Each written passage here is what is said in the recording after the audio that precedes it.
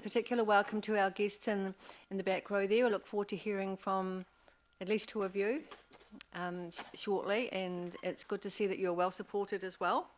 I'm going to open the meeting with a karakia. E oha ki runga ki a ranga nui, e oha ki raro ki a papatuanuku, turakina ngā mea kina ki te pai atia. Huia mai o korowai aroha, hei tonga ma mātou, ka puta ki te wai ao, ki te ao marama, homie, huie, tai kie. I acknowledge, greet those things above the sky, universe and the heavens. I acknowledge, greet those things below the earth in all its entirety. Cast all negativity to the distant horizons. Cover us with the cloak of affection and love as a treasure bestowed upon us so we may enter into enlightenment. Let it be bound and fixed. Yes, fixed. Let it be agreed by all. Amen. At the moment. Thank you. So, apologies. At the moment we have apologies from Mayor Andrew, Deputy Mayor Helen Craig, and Councillors Glenda Brown and Charlotte Melser. I'm sure Councillor Vincent is on his way. Happy? Okay. Charlie and Josh, all those in favour? Against? Carried. Do we have declarations of interest? Yay, nay. If anything comes up through the course of the meeting, then that you realise, then just let me know, and we can include it then. And confirmation of the minutes of the 11th of April 2024. Are there any matters from that meeting?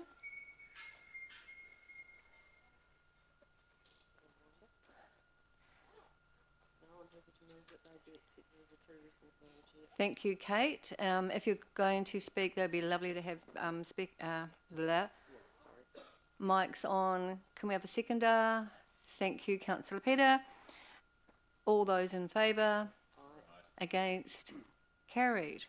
And just a reminder to everyone, put your phones on silent. It's okay. You're not the first. So, no, you definitely won't be the last.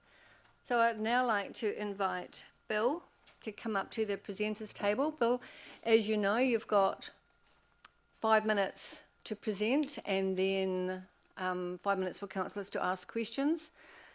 And there's a mic in front of you. You'll need to push the button on the right. Just push it once. Yep, perfect. So over to you. Thank you, Madam Chair. Welcome, councillors and visitors. Thank you for attending. This petition of ours from the Pickwick Road, Dickens Lane area was inspired by a lack of answers from council to inquiries that I started on the 3rd of April after discovering the curbside recycling charge on my future rates. I didn't realise at that stage, back in April, that council had already committed many rural ratepayers to a third-party curbside collection contract. I must say that it seemed information was being deliberately withheld from me, and the absence of consultation, advice or warning for rural people felt like disdain and discrimination. But I broke through that and did get some answers in the end.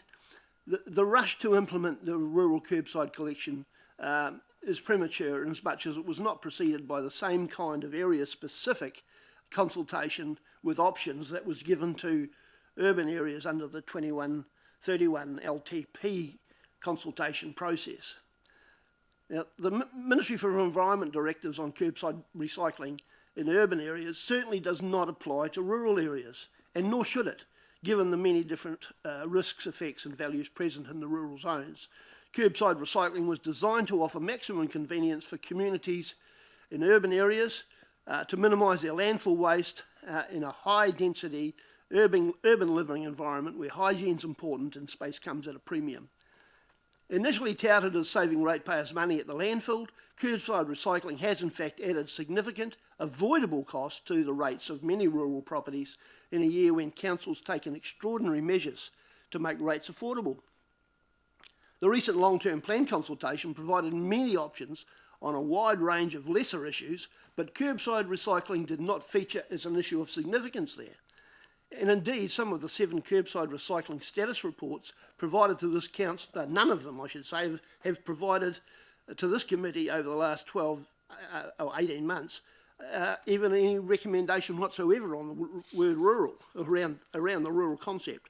I've recently received many phone calls from rural people outside of my area in Dickens Lane with wide-ranging concerns about the convenience, cost, vehicle and pedestrian safety, litter, noise, livestock welfare and effects on elderly people, which I feel like I'm one of them these days. All feel have been blindsided by the absence of any consultation or warning. While some people will welcome the service, in the balance they feel the benefits of rural curbside recycling do not outweigh the loss of convenience, costs and risks posed for rural people and their environments. Many people believe Council has a poor understanding of rural values and has missed an opportunity to obtain expert feedback from rural people on the impacts of the proposal. I've prepared a table of issues for consideration which encapsulates many of the views expressed to me by those who have contacted me. This may be useful for objectively addressing concerns raised by rural people in future.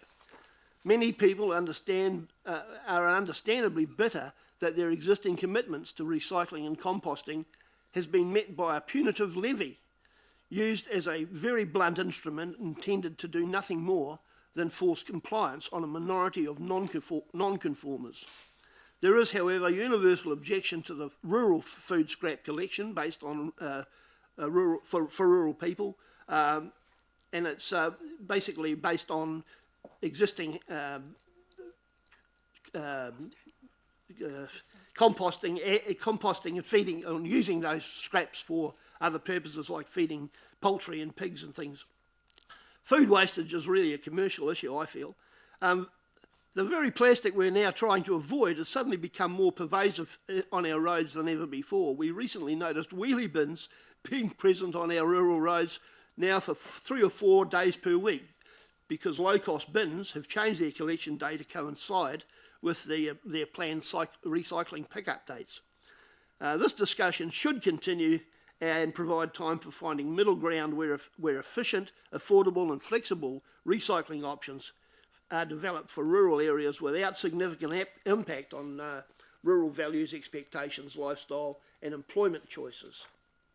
Now, the people from Papaiti have also asked that I say a few words on their behalf. There's quite a few of them here.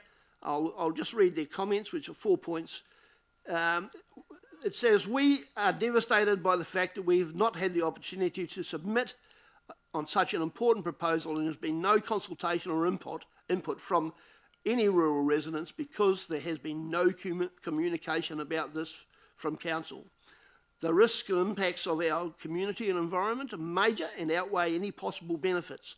They include compromise of traffic and pedestrian safety with no street lighting, black bins being blown down the road, faster speed limits, narrower roads, heavy traffic vehicles and no curbsides. The plastics that blow into paddocks will affect stock, end up in open drains and in our hour, and will affect wildlife and create a bigger roadside rubbish problem than we already have to deal with. We have a perfectly good resource recycling centre that many of us use. We would like full visibility to see the contract and, that the Council signed in March between Council and low-cost bins. What is the scope of the contract? How and why are we, the rural community, included? What actions were taken to mitigate the risks mentioned above?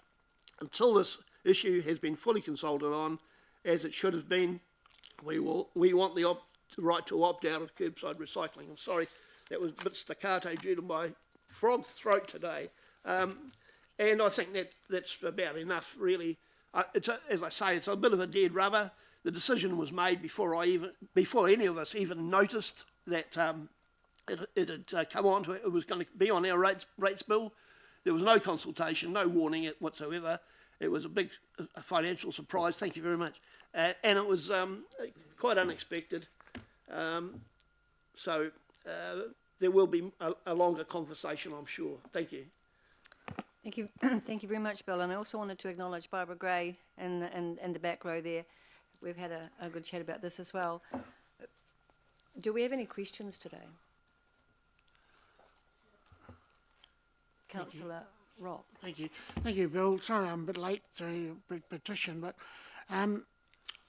the waste companies at the moment did all three of them provide a service in Dickens Lane and Pickwick Road?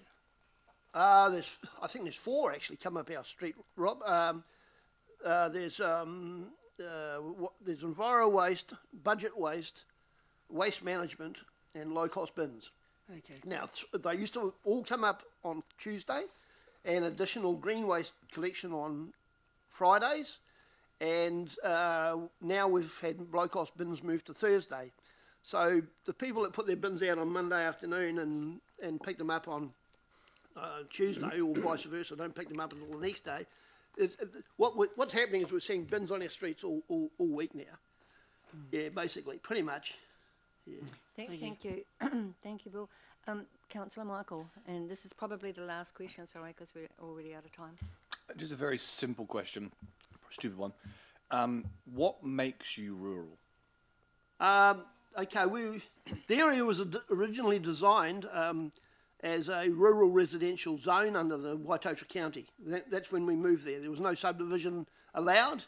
Whanganui District Council came in and saw us as an opportunity for expansion, and there was infill housing allowed over a short period, which there was so much objection to that they rewrote the district plan. In addition to that, we had more subdivision extensions from the end of our road, which was a quiet cul-de-sac, and now I have 9 neighbours who basically take their access off my boundary at the cul-de-sac, right above my bedroom. There are going to be 30 crates sitting there if this thing goes ahead and everybody adopts the same approach. So that's going to be almost like a recycling station on its own. Yep. That's, yeah, the noise is going to be... I understand they're going to sort bottles as they go.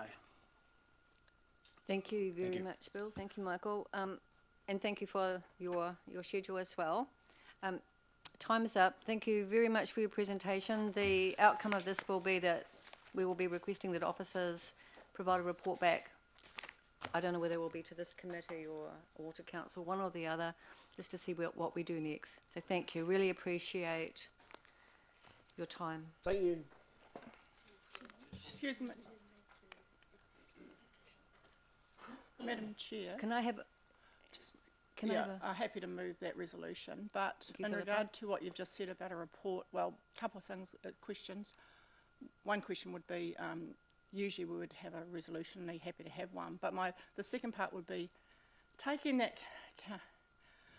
I respect the petition and expect timing's an issue, but taking that council's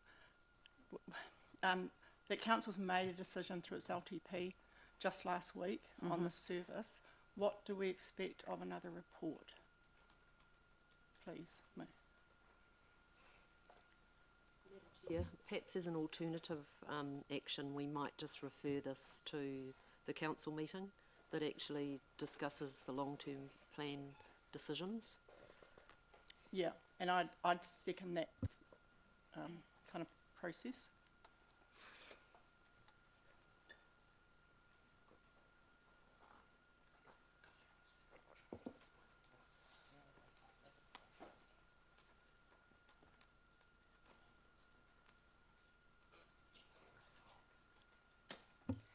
So the matter will be referred to the council meeting and will be addressed there. So could I have I've got a mover, could I have a seconder please? Thank you, Councillor Rob. Do we have, we don't have comments. So could we move that second resolution, that the matter be moved to the LTP, to the council meeting? To the LTP deliberations, not deliberations, acceptance. It's, The council meeting that discusses, that approves the long-term plan. Yeah. So we'll move a We recommendation. don't need a resolution for that. No, we don't. So all those in favour? Against? Carried. Thank you very much. Sorry folks for that little bit of council process.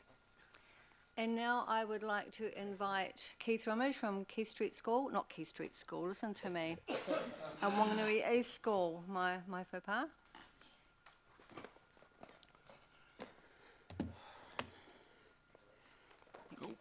To be honest with the Tēnā tātou katoa, ko Keith Rummage toko ingoa. Yes, Whanganui East School, thank you. I'm here as the presiding member of Whanganui East School Board, representing the school and its community. And thank you, Chair Councillor Duncan, for allowing me to speak.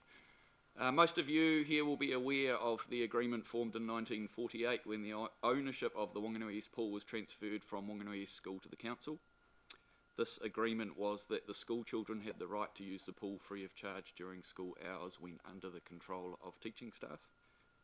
And now over 70 years has passed, with archival and personal evidence of the agreement being honoured, including the most 3 recent decades of school management testifying to that effect. After the Splash Centre and Wanganui East Pool management was brought back in-house to council, the Wanganui East School was invoiced in 2023 for the summer pool usage during school hours. When this invoice was questioned and the historic agreement mentioned, the council responses included that they had no record of any such agreement and the council is entitled to set the fees as it sees fit. So as one of the current custodians of the school, I don't think this decision to abandon the agreement should be made at an operations level or in isolation from the community. Rather, that we need to honour this agreement and its history and those that worked hard to provide the community asset. The agreement included on both sides mention of successes and assigns, so it was intended for perpetuity. So how do we honour that and its intent if we decide to no longer abide by this agreement? Many of councillors, really thank you for this, attended our community hui on the 9th of April, and you'll be well aware of the history and the sentiment presented at this hui, where there were over 100 people in attendance, and I have more than 30 specific written comments requesting that the agreement is honoured. So as a governance representative, I'm not willing to bind the future of our tamariki and go against the wishes of my school management and community in this dispute. So I present it again for your consideration. Thank you. Thank you very much, Keith. Councillor Charlie. Thanks, Keith. Have you got grave concerns that if you don't pay last year's fees and this coming year's fees, that the school may not be allowed to swim? I don't know that until it happens, I guess, but it is a potential possibility. Okay, thanks. Councillor Philippa. Yeah, thank you, Keith. Am I correct in understanding that so a couple of things, that what you're really asking is that governance or the council rather than staff make any decision that in regard to the historical agreement? Yeah, I struggle with what is the right process for changing something that's been in place for over 75 years. And my second part is, my understanding is that, and I might have this slightly wrong, but that a verbal agreement was made that Wanganui East Pool children would pay $1 per year in the season just gone, which is quite a reduction on other schools. Is that that there was certainly some discussion and some kind of agreement, and I know, and no payment has been made. But can you give Yes, correct. So a verbal agreement was made, but not honoured by the school? There were some discussions, yes.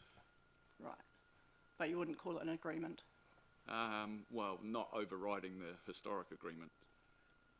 I guess the third part is, you're not saying, I mean, it's like you said, it's over 70 years old, this kind of agreement, from the changeover of the pool being Wanganui East School's pool to being changed to the council, and this thing's happening quite a bit now with other things like the repertory, etc. But would I be correct in thinking you're not necessarily saying there shouldn't be a change in that agreement, but you just would like, it's the process of how we come about that? Yeah, really conscious of how do we honour that and do that well. Who are we at custodians at this point in time to make these changes, and if we do, how should we do that and honour that process? Thanks, Keith. Councillor Michael. Thank you, Madam Chair. There's been comments about the reimbursement from MOE.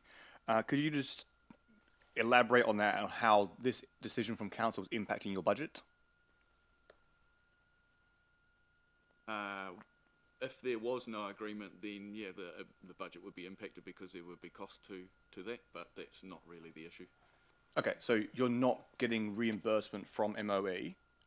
like, people call it double dipping. So you're not double dipping in this way. You're still using those funds for swimming in multiple areas. It's part of the general curriculum fund for schools. They expect the curriculum to be provided out of the ministry budget, so there's nothing specific. So it's not specific. No. But that's what everyone is here. Thank you. Okay. Councillor Josh? Thank you. Thanks, Keith. Putting the original agreement, and I'm talking in the early 20th century, to one side for a moment. Does the school accept that there was a agreement or a noting of sorts from council to the school in the 1970s that the government would cover the costs of students learning to swim, and that council would step back in the event that that funding was no longer available? There is a small note from a meeting with no other context that I have seen that references that kind of thing, but then there was also massive governmental change in the 80s and 90s around school funding, so how relevant it is, I'm not sure. Okay, thanks. Thank you. Councillor Charlie? Thank you. Just on the comment that Councillor Josh just made of that agreement in 1975, would that, in your opinion, prove that there was actually an agreement from back in 1946? I think there's no doubt that there was an agreement. There's huge amounts of historical evidence in there within past papers and all sorts of things, so I don't think there's any doubt. Whether or not we can produce the physical agreement, I don't think there's any doubt that this one existed. Last question. Thank you. Councillor Kate? And thank you, Keith, for your engagement about the whole swimming pool and things. Would you acknowledge that the school, because it is delivery of swimming as part of the school curriculum, and arguably it's not a line item, is what I hear. The cost to the school is not a line item, but it is. You do arguably receive funding to provide swimming to your pupils. Would you accept that there is some degree of contribution that should be made to the cost of the swimming pool?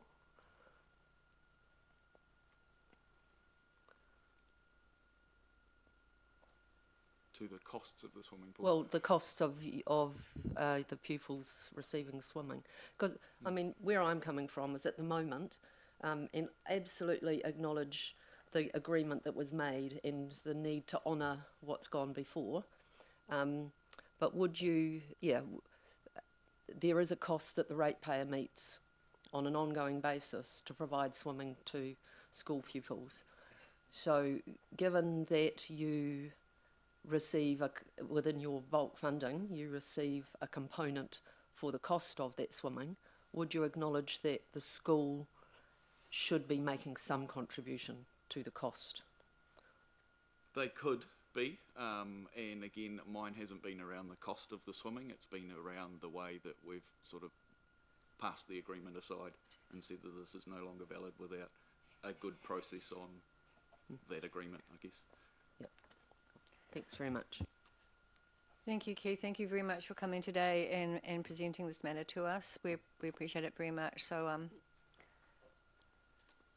Madam Chair, could I, I'm no just more wondering- questions. We're out of time. Yeah, no, happy with that, and happy to move any resolution there There's might no be. But, resolution needed. well, it would seem, and normally with a petition, so I'd like to This is move. not a petition.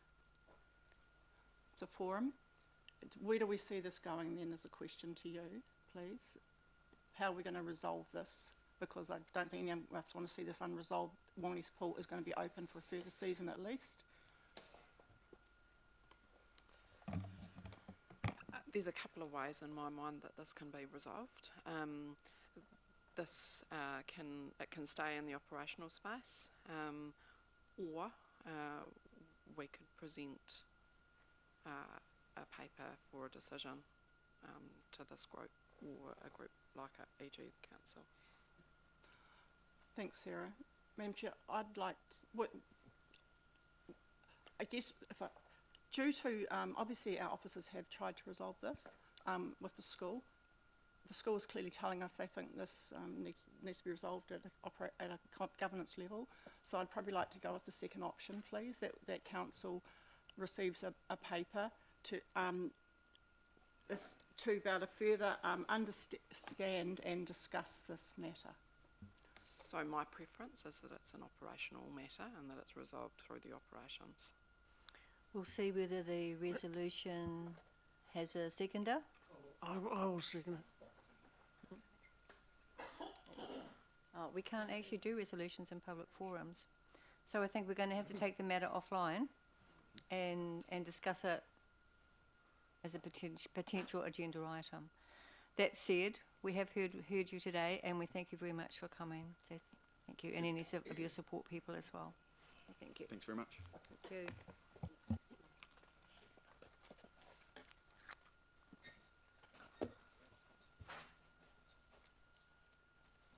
And our guests, feel free to stay on if you wish. Our next item, we're moving into reports to committee, and we have 6.1 venues and events, and we have Dana and Marianne to present. I'm just going to make a comment while we're waiting for people to leave the room. We have, can't find my piece of paper that I wrote it on. Okay, so this agenda today is made up entirely of reports for receiving, so there are no decision items, so I would expect that things would move quite smoothly, and that also throughout the course of the agenda, I'm going to be quite strict on allowing things not to bleed through to LTP issues, because this isn't the forum to debate those. So now over to you, Dana. Morning everyone. You would have received my update report. So just a couple of things that I'd like to highlight. Revenue is positive across all of our activities, and we've received a number of positive feedback from clients who have had various events at our venues over the last few months. Dana, I'm just going to ask you to move your... Sorry. It's okay, we just get some feedback from people watching online that they can't quite hear people. So. So just two updates. Revenue's really positive across all activities, and we've received some incredibly positive feedback from some quite high profile events over the last few months. The rest of the report, I'm happy to answer any questions that people might have. Thank you. Councillor Rob. Thank you, Dana. Just on the report there on page 17, there's the bar operations. It shows a surplus there of about $20,000. Where are these bar operations conducted, and do you put staff costs into that as well as the... Yes, so staff costs are under expenses, Yeah. so actual year-to-date expenses, and the bar operations happen at our three major venues, so War Memorial, Cook's Gardens and Opera House. So the organisations at Cook's, for instance, the rugby union or whatever, they no longer have the bar? Correct. We operate the licence that's under us, and we operate the bar. Okay, thank you. Thank you. Oh, Councillor Kate. Thank you. Thank you for the report, Dana, and some really good stuff happening, so thank you for that. I'm particularly interested in, and you do touch on it at the end of your report about the number of bookings. I'm particularly interested in the number of bookings, the number of surveys, and the survey process. Yep. Because we don't want only good news to trickle up. You know, we want to know about where we can improve. Yes. So could you talk me through how that survey process works, and as an initial kind of question, and then we might carry on with the Sure. So the process is that after each event, the coordinator that oversaw the event has a range of different tasks they need to do, and one of those is to send out a feedback survey link to the client to complete. One moment. Charlie, you've left your coat behind. Charlie, your coat. Apologies. Sorry. No, that's okay. So the client then has the option whether they wish to complete it or not. the stats around the completion are not high, so a lot of clients get back and they get caught up in their day-to-day activities, and therefore surveys are very sporadic, and there's no follow-up process. If they don't wish to complete it, then we don't harass them at all. When I review all of the feedback that does get submitted. If there are any items which are normally, most of the scoring is 1 to 5, satisfactory, very satisfactory, average, poor, or whatever they might be. There's 5 categories. Most of the people are putting satisfactory or very satisfactory. There are some comments sometimes where I then do a follow-up with the client to sort of understand any issues that they have have put in under the comments. So that's probably... Is that more likely to be areas that we could improve on? Correct, yes. Yeah.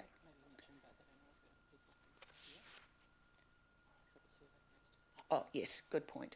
So the survey goes to the person that booked the event, because that's the details of the people that we've got.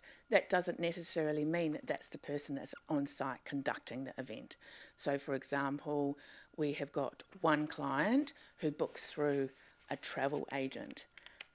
We don't know the details of the person that's actually on site running the event, so the travel agent gets the survey as an automatic, which means that they won't complete the survey because they're not there on site to actually do it, apart from they could complete the questions around the booking process. Thank you. So has any thought been given to how we could improve the survey completion? Yeah, so I'm in the process of reviewing the whole feedback survey process at the moment, because I actually don't think it's a very useful tool. So in my experience, we've got other opportunities to get feedback. I'm just doing a bit of a review at the moment. Cool. I'll be really interested to see what you come up with. Yep. Thanks so much. Councillor Michael. Thank you, Madam Chair.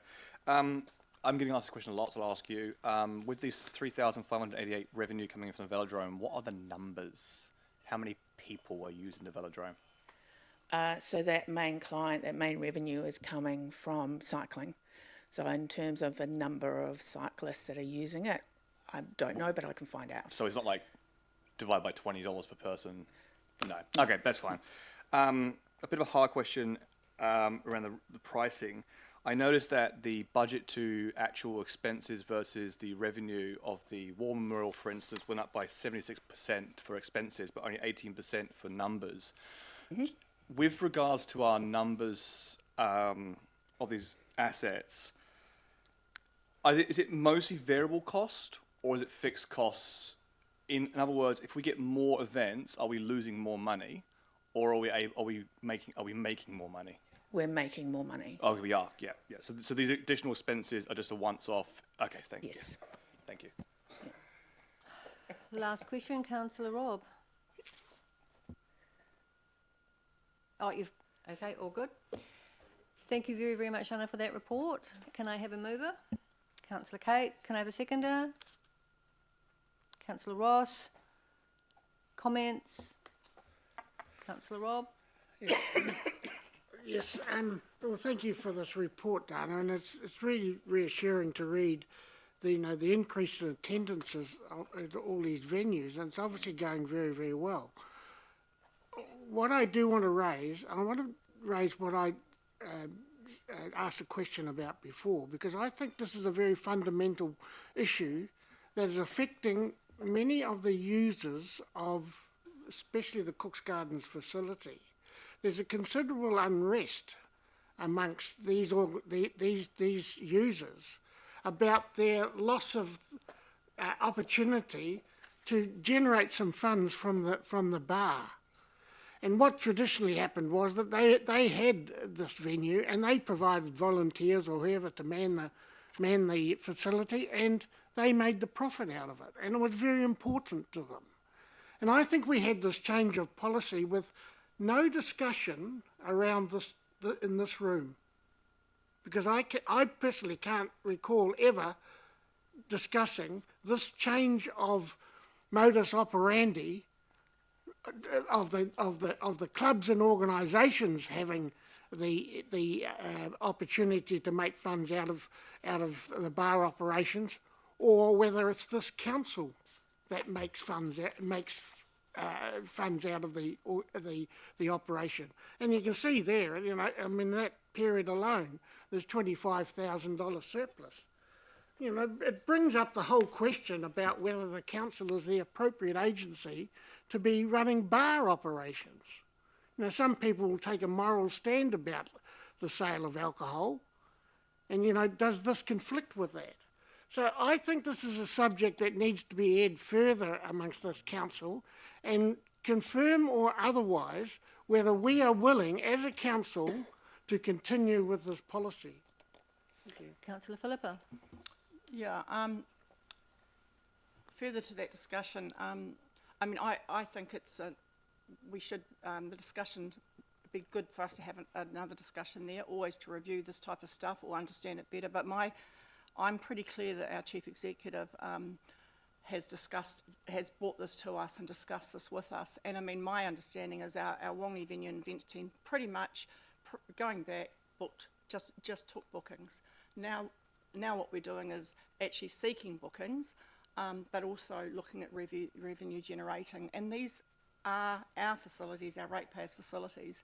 And so I see, we only need to look at, I think, page 17, that revenue, that venue, we see, although we're largely within budget with our facilities, just like our libraries, these public facilities cost the ratepayer, like they do in every city. But the more we can get the cost down to our ratepayer, the better. So I see the other side of the coin. I understand the issue, particularly for sports clubs, but they have the opportunity on some of their grounds and their club rooms to take in income around their bar, etc. And this is our opportunity. So happy for the discussion, but I see that there's a flip side of that coin, and our Chief Executive has well discussed this with us. Thank you. Councillor Ross. Yeah, I appreciate the report. Thank you very much. This has been brought up by my notes 3 times, and I would ask the Chair to consider a possible action that we have the opportunity. I'm a non-drinker, so I'm not anti-alcohol, but I do think there's an opportunity for us to have a bit of a discussion about the revenue through that situation and the pros and cons of it. I'd just like to see that opportunity, that we have a workshop or a chance to have a talk. Thank you. Councillor Michael. I'd like to take this time to apologise for my question. It was actually irrelevant. The reason why I got the numbers the wrong way around. So you spent less money and made more money. So thank you for that. And apologies for my wrong question.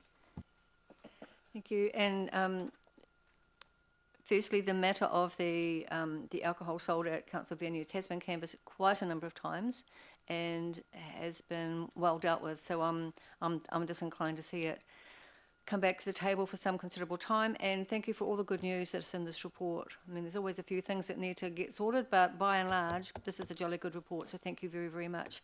I now put the motion. All those in favour? Against? Carried. Thank you. Next up is Pete Gray.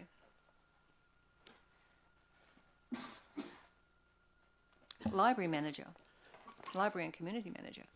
I am, yes. I'm glad you recognised me. Thank you. So long as you thought you might want to break into song or something like that. It has been known, but this is not an appropriate venue for so doing. Okay. You'll have to wait for my retirement due for that, I think. Which is not any time soon, by the way. Just to say back to business. But I'll take the report as been read. The key information's at the front.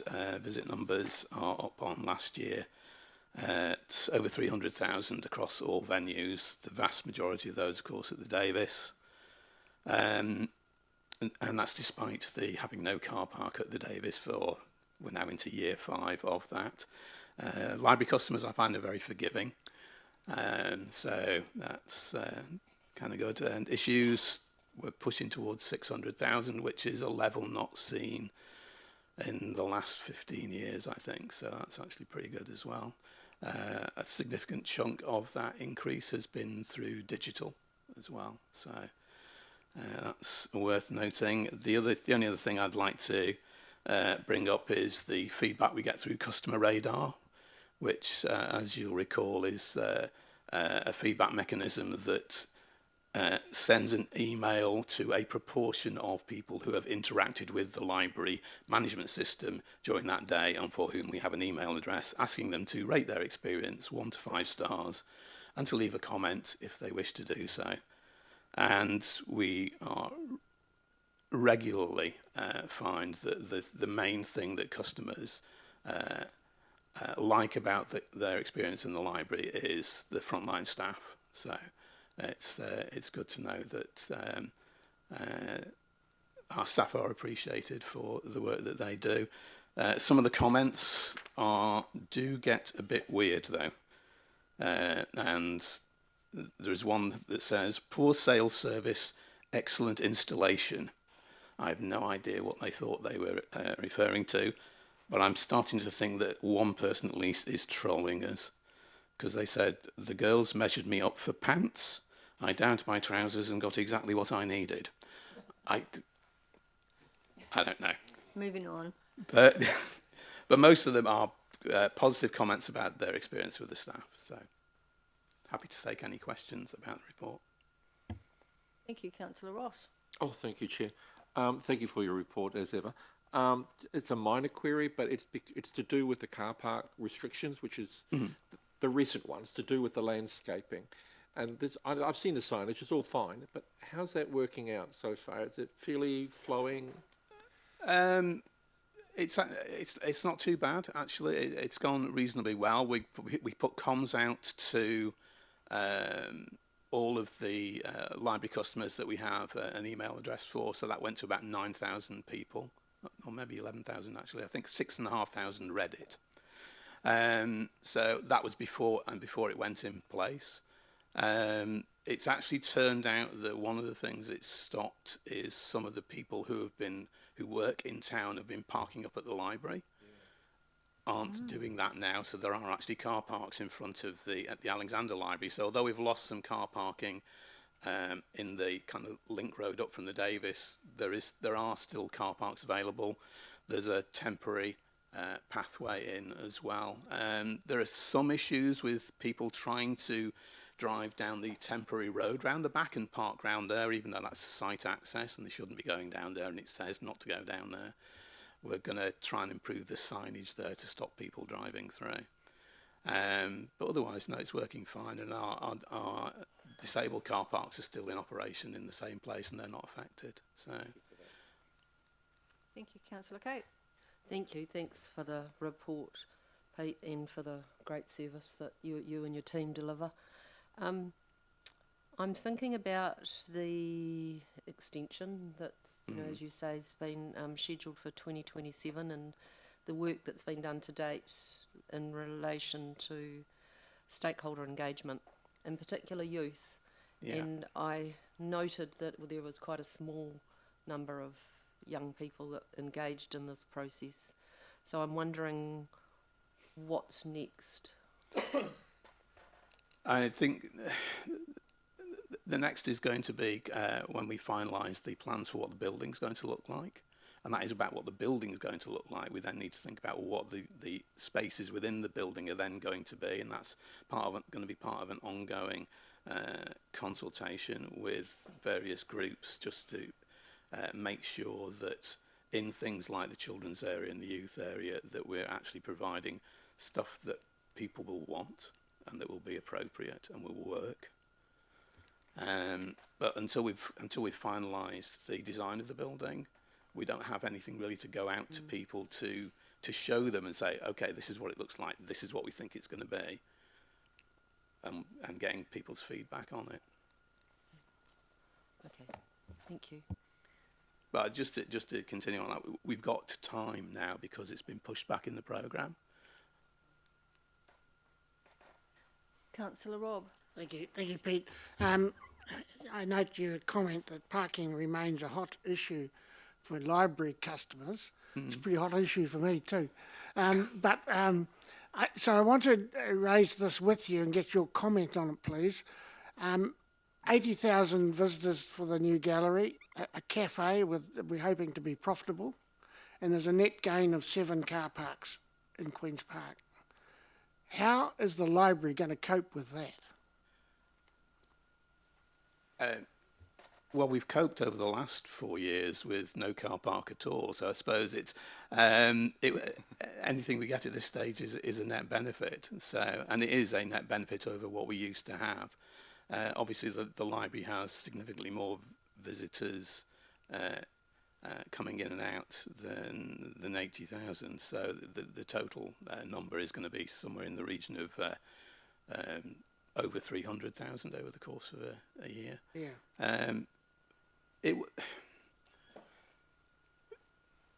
We'll just have to. It'll be managed because it'll just have to. It's what it is. You know, that's the number of car parks there are. We will see if it needs a different kind of management once it starts operating. We may need to look at timing of parking spaces. We may need to look at other options, but as it is, there's a limited amount of space to put car parks into, so that's what we're going to get. And I think from the library customer point of view at the moment, the fact that we will have the car park back in 4.5 months' time or thereabouts is definitely a positive. So that's what people are mostly focusing on, I think.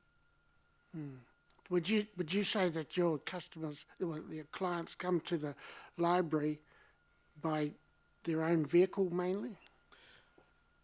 We've never done a survey of that. I would imagine that is the case, principally because they're either bringing children or they're elderly and books are heavy. Thank you. Councillor Michael. Thank you. And the Davis will probably still have the cheapest coffee around. The internet figures. Yeah. Just to clarify, they're internet people who go into the library and use the internet. There are people who use the desktop computers in the libraries, because we have them in the Alex and at Gonville and also at Hakiki Street. Or people who are using the Wi-Fi. Okay, so they're inclusive. So that's the total number of user sessions. Yeah, that makes sense. So therefore, like, the Libby app, for instance, and the online library, is that picking up at all? In terms of user numbers? Because I tend to use both Davis and the Libby app, and I wondered if Libby's getting a bit more, like the online library's growing, but there's no figures here. Well, the total digital, I can give you the numbers because I brought them with me. Thank you. It's total digital issues on an annualised basis, so in the year to the end of April, we're 24% up on the previous 12 months. That's Libby and also things like Press Reader and other digital delivery methods. And sorry, 24% up, so there's almost 600,000 issues. What percentage, what numbers is that? That's 132,395 out of 583,491. That's a lot. Okay, awesome. Thank you. Councillor Philippa. Thanks, Pete, and congratulations to you and your team on all the good work you're doing. It might have been just on the visitation, noted how much it's probably been just mentioned a bit, but up 14% on the year April 23. And do you just as a pre-COVID? Obviously, we had COVID affected all our public facilities. Are these numbers up on pre-COVID? Have you got those numbers, or are they kind of picking up again? They are down on. They're still down on the year to April 2019. Right, by much? Just making sure this is just the physical visits. They're still overall across all libraries. They're 13% down. Okay, but is it picking up year on year? Oh yeah. Right. Yeah, we are. Is 14% up on last year and somewhere around 40% on the year before. Is online, you know, I guess people doing more online outside it with the library, and the online is increasing as well at the library. Is that likely? Do you expect to see an increase year on year? And it kind of comes to the second question, the impact. You know, we've just made decisions, you know, probably, you know, run the LTP, and I think your library staff were involved in helping, you know, looking at saving some money or cutting some cost, I guess. And that decision to close the Davis 1 hour early each day during the week and 2 hours on Sid day. I know you're hard for you to, you know, council's made a council decision. Will that, are you pretty happy with that decision in the first place? I don't think that's a question to be asking an officer about a council decision, to be honest. Fair enough. Okay. Don't. So proceed. yeah, okay. It's a do you think council- it it's a might council decision. impact your visitation or? It will. It is likely it will impact visitor numbers. Yeah. It will also probably impact issue numbers. Because I mean, I have. If you're really interested, I've got all the numbers of, you know, issues by hour through the week. But it is what it is. We will probably find also that some people may adjust when they visit the libraries. We won't know until we see what the outcome is going forward anyway, and then we'll be able to report back on that and let councillors know, okay, you made this decision, this is what the impact was. Right, Which is yeah, what you and need to similar know. with the book vote, I gather. That's had a cut, but it's due to be picked up again. So the LTP decisions have not been enacted yet, and therefore I don't think it's appropriate that we should be discussing them here in at an operational committee. Yeah, I just we're Next talking time to round maybe, our but not library this time manager. round. I'm not, you know, Yeah. I just think it's good to get his a bit of a view This there. is not an LTP discussion. And I'll be able to tell you more at the next Yeah. activity report. Right, thanks, Pete. Councillor Peter. Yeah, thank you for your report. It's always good. My ears pricked up when you said about the design of the building, and that you would just have to adjust the inside to the outside. And I would have thought that the more appropriate way would be to design the inside so that it flows better and it caters for where the actual customer is going to be, rather than the outside first and then you have to fit in. Well, I think the thing is we need to know what the shape of the building is going to be, and before we decide where we want to put various things within. Some things we know where they're going to be in the building because they're kind of fixed because of the infrastructure. Other things, basically the library is, if you think about it, the Davis and you go in there, it's a lot of, it's basically an open space with shelving and furniture in it. And so we can remake that space. It's been done a number of times over the 40-odd years that the Davis has existed. They've changed the space round. Children's used to be over the other side of the building. So it's about knowing what the shape of the space is going to be and then thinking about, okay, where is everything going to go within that? What do we know about the building as it works now that we would like to change? What do we want to keep? But we'll do that by just basically moving around the shelving and the furniture to create the spaces. I don't know if that's it. Yeah, my preference would still be do it the other way. So we're But, in yeah. comments. So can we have a mover? Thank you, Councillor Kate. Can I have a seconder? Councillor Josh. Do we have any comments? Doesn't look like it. Councillor Philippa. Yeah, thank you. Yeah, just thank you, Pete and your team again for a really good report. Our libraries, our pools, our parks, our reserves, our most used spaces. And while, you know, council's making some decisions yet to be adopted that obviously have got a reduction in some operating hours and book vote, it'd be, I just think, really important for you as we go forward monitoring the impacts, you know, any impacts on that might not be negative at all, might be some, you know, people will adjust, but we need to, I'm sure we do, keep getting the good input of you and your team with our officers into our decision making. Thank you. Thank you, Pete, for a great report, and thank you for the inclusion of the stakeholder engagement program report as well. That was really good. So appreciate all that you do. I'll put the motion. All those in favour? Against? Carried. Thank you very, very much. Yeah.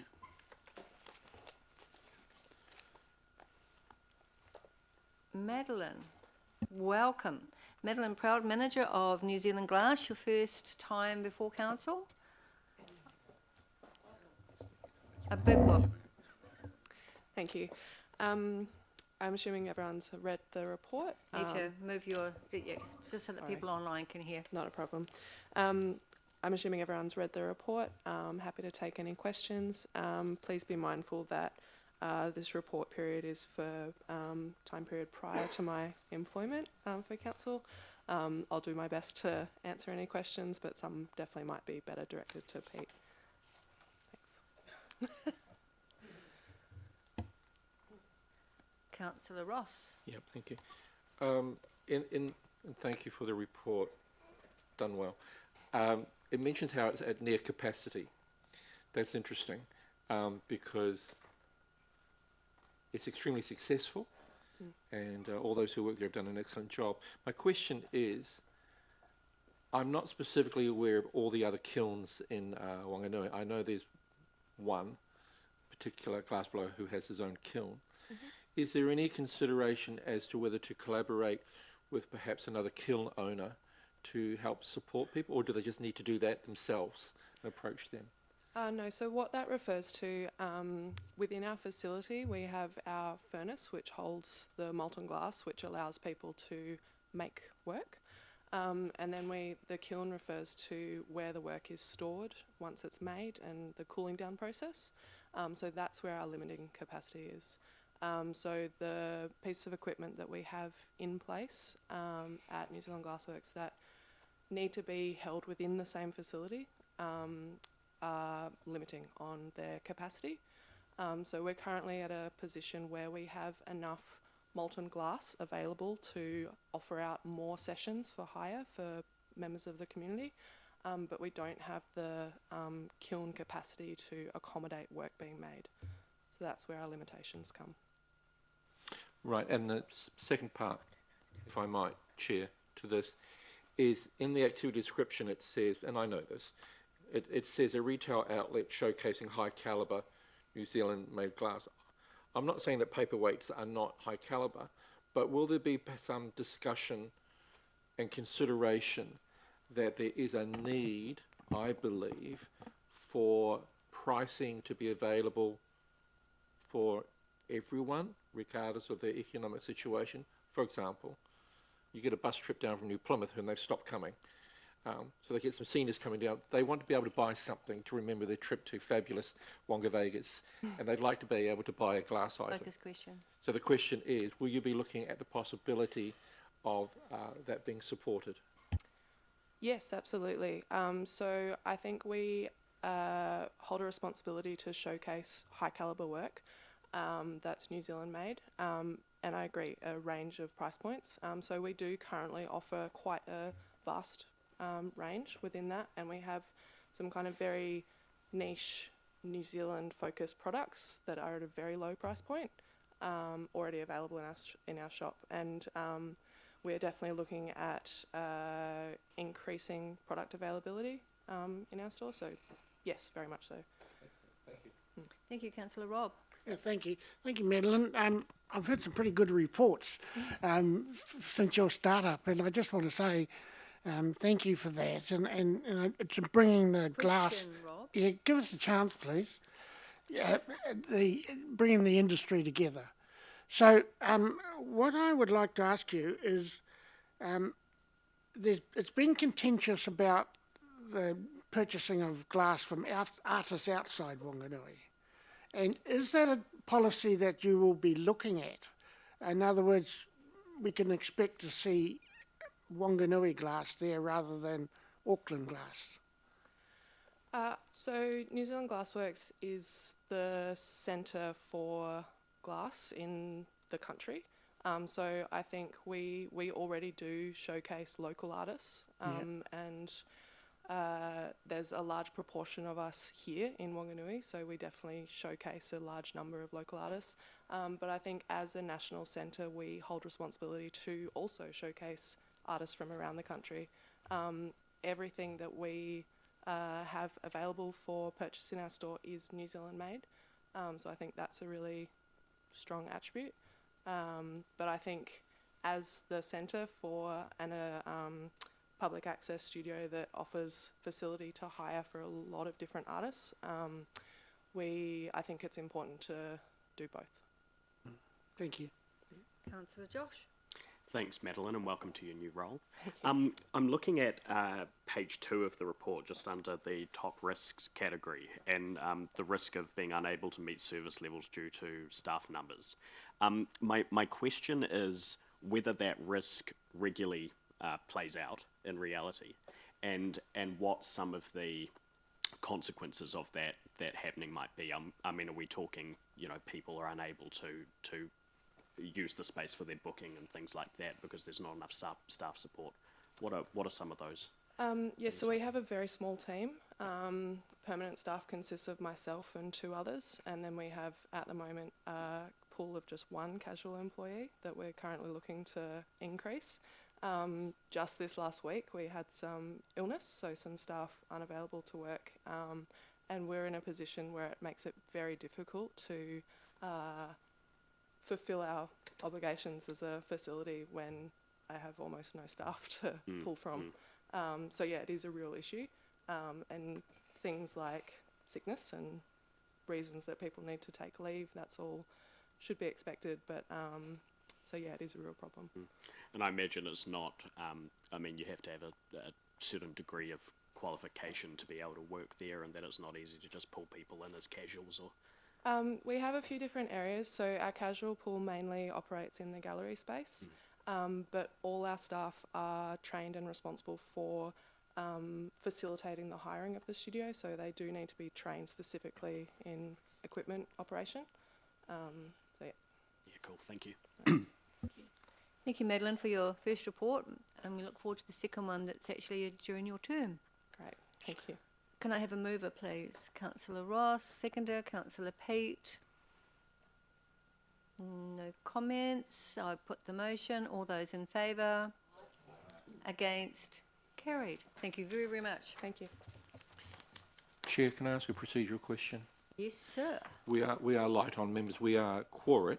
Yes, I we know are. this sounds odd, but is the essentialness of quorate when we make a decision? Because if We're not one of us, making any decisions today. All we're doing today is receiving reports. so if one of us pops out and comes back in, that's fine. Quorum is still maintained. Would be a good idea if people didn't do that. We've got, I'm referring how many have to, we got? 2, 4, You know what I'm 7, referring no, to. we've got 8. And what's quorum? 7 or 8? 7. So we're fine. One person can pop out at a time. Otherwise, wait for the breaks, and we will have a break soon. Yeah. Welcome to the Sargent Gallery Program Update Report. So we've got Gay and Andrew here today.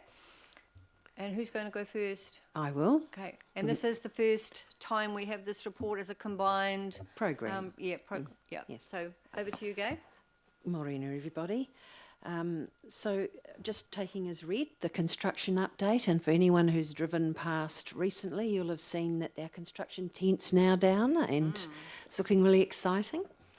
And it's certainly, the focus is shifting from construction to transitioning and re-entry by the gallery team, focusing on HVAC and getting everything ready.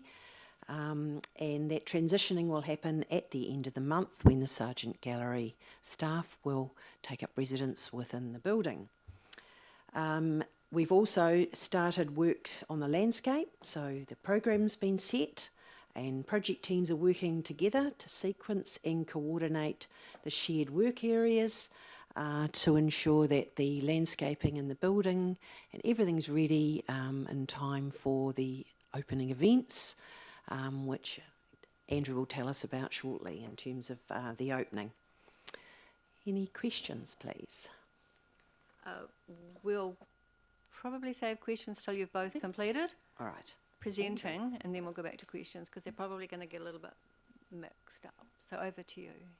All right, kia ora koutou. Through the chair, I'll just update and highlight a couple of points from my report, which I'll otherwise take as read.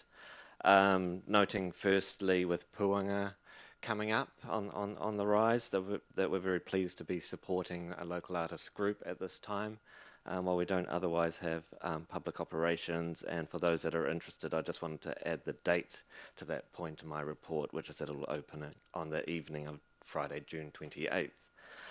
The key point, as Gay's already highlighted, is that we can now today confirm an opening date for the gallery. And I'm very pleased to be able to share that with you officially first before it goes out. We're working on an extensive media campaign to make sure everybody knows that there is a date, so there is that confidence that it is happening. So with all fingers and toes crossed, I'm really happy to let you know that Saturday the 9th of November is the date we look forward to welcoming everybody to the gallery. As I say, we're working with a team to get that information out and explain what that means, and there will be successive announcements in the lead up towards that date.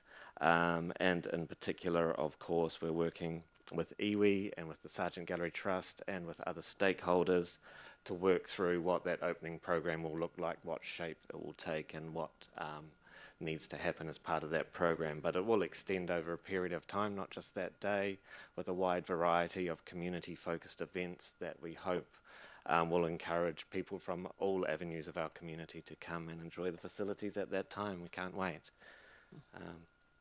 That's all from me. It's been a long time coming, hasn't it, that Yes. date? A long time. For some of us, probably 20 years or more. So brilliant. Thank you very, very much for that piece of news. Do we have any questions? Councillor Philippa. Yeah, look, thank you both for your report and congratulations on getting to that, being able to announce the date. That is exciting. I probably don't know who will answer this question. Look, just seeing if with the capital funding, sorry, that is, if I'm correct, the mid-range completion is 70.70, 7 million gay, with the highest cost risk remaining at 71.9. Really, my question is around, is fundraising for the project ongoing? It is what we told our community in our LTP. And with that cost increase, which I gather at this stage will sit with the ratepayer. Philippa, can we get, maybe Sarah, is fundraising actually occurring? So as we've heard that this question's come up a number of times recently, and each time we have answered with the same response, that fundraising is ongoing. The Trust is working closely with the collective program team and vice versa. So yes, it is still ongoing, and we are still actively engaged with the Ministry of Business and Innovation around any funding opportunities that are coming up out of central government. So the answer, yes. And have we managed to raise any further, money for the capital build in outside of everything we know about? From central government, we haven't got anything more, no. But we're still asking. Around the Trust, I would need to talk to David and Andrew about where they're at with their fundraising. But just for clarity there, aren't they? They're fundraising. The Trust really is there to fundraise for the collection, is what not the capital build. Yes, I'm not sorry. They've been integral in the capital build fundraising. But what we heard from the Trust chair reasonably recently is, I think they'd got up to over 2.5 million in the collection, and it seemed that was their focus. So yes, it is their focus. The endowment is their focus, but there are other opportunities that we're still exploring through the Trust for the capital build. Okay, thank you. Councillor Ross. Thank you, Chair. Thank you for your report. I've had a briefing on the description of the landscaping around the front of the building. When the public are able to access that magnificent facility that we've all been waiting for a couple of decades, will there be education material to describe why the landscaping is related to the awa or iwi or culture, that they'll be able to readily access that before they enter the building or after the building to appreciate it? It's one of the key factors that Tupaho are keen to, that there's wayfinding and information that shows the linkage between what's happening with the landscaping, what's happening with the building. That wayfinding and information is being developed, hasn't been completed yet, but that is certainly a very important part of educating as you come and arrive at the site. And an evolving activity. I think that Andrew's team is also working in terms of where those might be located and what the composition and content of that may be. Thank you, because it tells a story, a magnificent story. Does, yes. Thank you. Councillor Rob. Okay, thank you. Councillor Kate. Thank you for the report, and yes, whilst we might not have been jumping up and down with excitement about an opening date, I mean, inside we were. My interest at the moment is particularly around the HVAC commissioning. Yes. Can you kind of tease that out? It's I understand that you've touched on it here, but how will we know that the HVAC is right, that it's commissioned well, that it's meeting the right standards? I'm sure there's standards involved, but can you talk me through that? So there's a building management system, which is our monitoring and control of all the devices, all the air handling units and what's heating and ventilation flows. And that system has been commissioned this very week. And so we're starting to see readings will come through from the end of the month. Boiler operations will come on, the heat will come on, and we'll start to see the temperatures come to the 18 to 22 range, and we'll start to see humidity come within the 50 to 55, and those are the temperature standards and the humidity standards that we're aiming for, and there's some confidence that those will be achieved, certainly in the new build. The time it will take for the humidity to balance out in the heritage building is the one that we are it's the greatest unknown at this stage. It could be weeks, months, it may take even longer to come to the full humidity expectation. But certainly we've got the independent commissioning agent, and we have a very experienced team of HVAC specialists and mechanical specialists who are now actively meeting with us every week to look at, check and see what progress there is. So it's very critical that we have the best that we can have, the collection store and in the gallery spaces, so that we can receive loaned art, etc. So we're very keen to make sure that happens and happens well. Thank you. So who's like the arbiter of it? So an independent commissioning agent who the council, we have employed as a professional independent to come in and make sure that's all happening. Okay. Yeah. I didn't realise people did such things, but now I know. Thank you very much. Councillor Rob. Yeah, thank you. Just two questions. First of all, the cafe, will that be open on November the 9th by then? Yes, it will indeed. It will, okay. And the scaffolding around the extension, when do you expect that to be removed? Before the opening. Before the opening. Good. It's mainly around the final reparations to the Oamaru stone. I can't give you an exact time, Okay. but yeah. Okay. Yeah. So it will be before the opening. Oh, absolutely. Yeah. Yes, we were all pleased to see the tent come down, but it's like, the scaffolding remains. Thank you very much. Can I please have a mover? Councillor Kate, seconder. Councillor Josh. Oh, welcome. Do we have any comments? We do not. Well, I will. Thank you. Thank you very much for the report, and thank you very much for the date. I'm sure that there's a lot of last-minute hair pulling that's going to happen before that date, but we very much do look forward to it. So thank you very much, and we look forward to your next report with more detail on it. Thank you. Okay. All those in favour? Against? Carried. Thank you. We now invite Jason Shaler and Greg Hubin to present the Building Consents Authority accreditation report.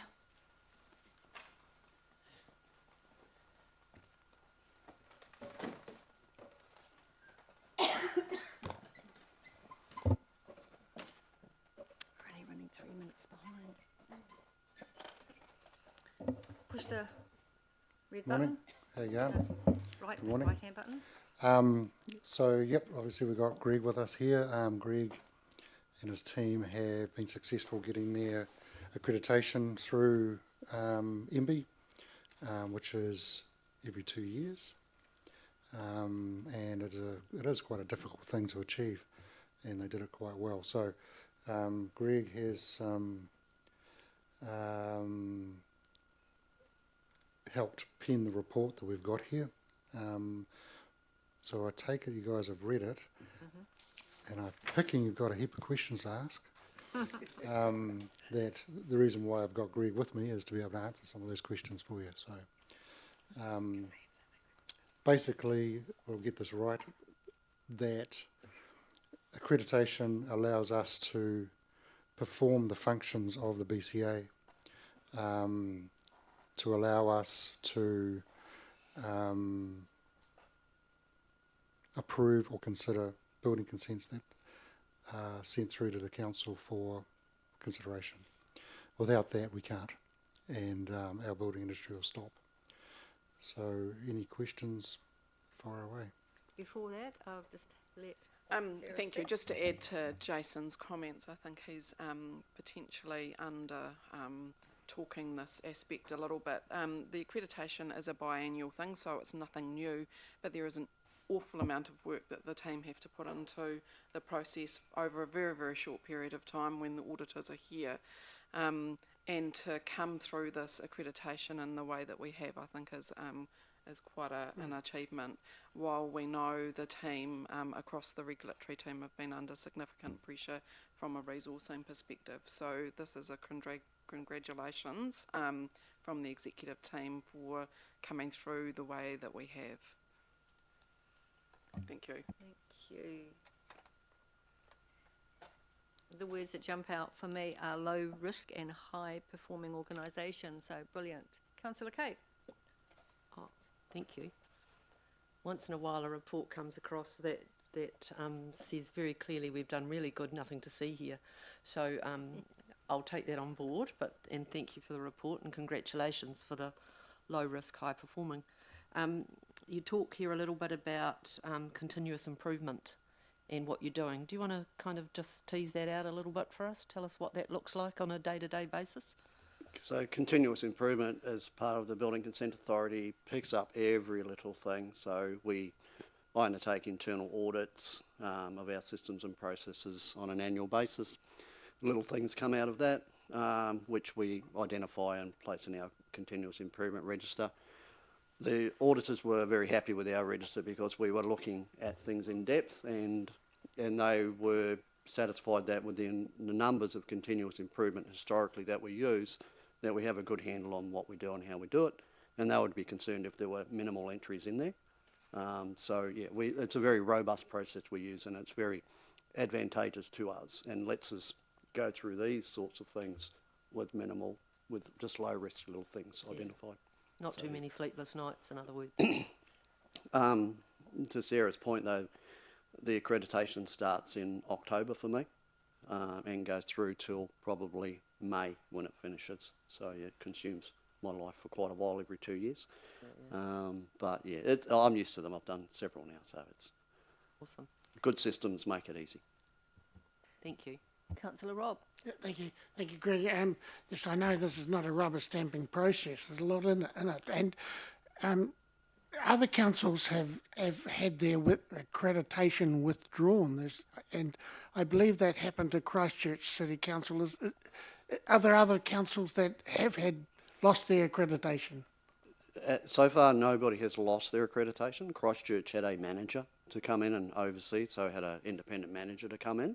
So they could still continue as an accredited authority, but they had an overarching commissioner coming over the top.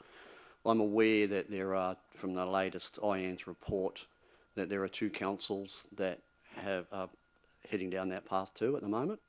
and there are several who get what we call serious non-compliances, a good dozen of those through the country, and so to sit where we're sitting with nothing to see here has been quite good for the organisation. But we are well versed in this, and we have good relationships with the auditors.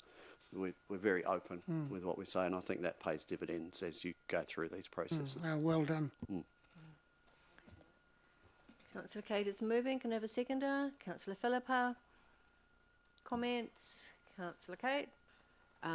Congratulations. You know, we're this good because of our team.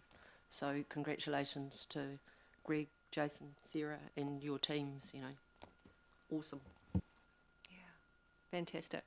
I'll put the motion. All those in favour? Aye. Against? Carried.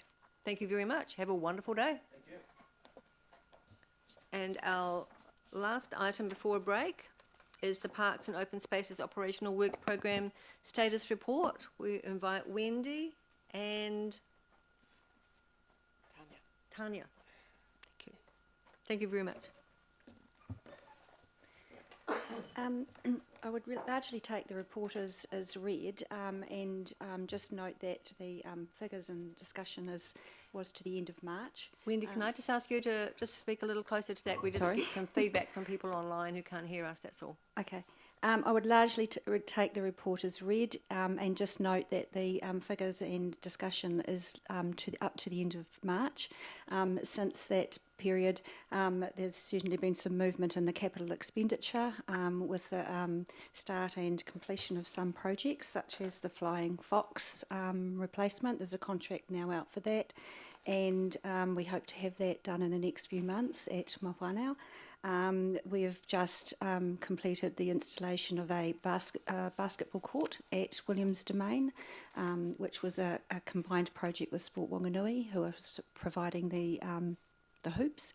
And by and large, Williams Domain itself has been activated quite substantially with football now using it on a regular basis.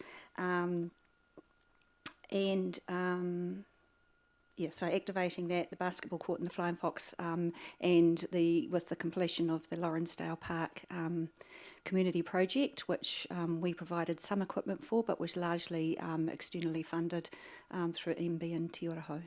Okay. Questions? Do we have any questions? We do. Councillor Rob. Yeah, thank you. Wendy, I just wanted to ask you a question about the aviary, please. You make a comment here that there was pricing for upgrades and procedural changes, work began and then paused. What stage has that got to, that work? The changes that had taken place were minimal. We had a design, a concept design had put together by Pauline Nijman, and that's largely where it halted. We did get some pricing for some work to be done on one of the walls to enable the cockatoos and things to be homed into a different part of the aviary, but largely the changes were more procedural, day-to-day operational changes. Not the building changes. So there is a design concept for an upgrade of the aviary. That's correct. Yeah. Thank you. Councillor Philippa. Yeah, thank you. Good work, team. Just on Williams Domain, and I might the basketball hoops and then the football you mentioned, and I'm like, I must have missed looking, but yeah, have heard about that. Have any kind of chains or bollards or something gone up? What's it? Is any changes to the way it's looking and the safety, I guess, and to stop cars running the area, etc. I mean, how are you managing that? I guess. We do. There are plans to erect bollards. That work is going to be undertaken by the charitable trust, the Football Charitable Trust, and in exchange for them doing that work, they will have use of the grounds up to the value of the bollards. We had hoped that they would be installed, but we're still working on that. The plans are all there. We know what is to happen. We're just waiting for it to happen. Thank you. And that would be kind of that they could have up to all year round use if needed. I mean, obviously they use it more in winter and need more in winter. But We have a licence which actually goes to, I think, till March or April each year. Starts in March, April, and finishes in August or September. But there's a bit of leeway there. What we wanted to maintain was our ability to book outside of soccer, football, and have other groups using it. For instance, we had a league tournament there last February or March, so we want still to be able to have that grounds available for other users. cool. That was going to be my second question, but that sounds great. Okay, so we look forward to hopefully seeing the bollards in the not too distant future. Yes. Yeah, thank you. Councillor Ross. Thank you, Chair. Huge portfolio, thank you. My question is, my page 37, OPEX, it talked about higher contract costs to do with trees and reactive work. Can you, offhand, how many trees do you have registered? Is it 12 or 14? I think it's between 12 and 14,000 trees. Yeah, I was going to say 16, but 16? Yeah, I was going to say something like that. And that won't take in all of our, but I could be wrong, I haven't looked at that for a wee while. It doesn't take in all our parks trees. That's our, mostly our street trees and some of our park trees that are on a database. Wow, thank you. Councillor Robb. Thank you. Just back to the Avery again. There's 28 hours a week there required for care. If the will was for the Avery not to close, do you envisage any change in that? I'm going to stop that question if you don't mind, Councillor Robb. That's an LTP question moving forward. Well, it's not an LTP question. It's the management of the Avery. What do you think?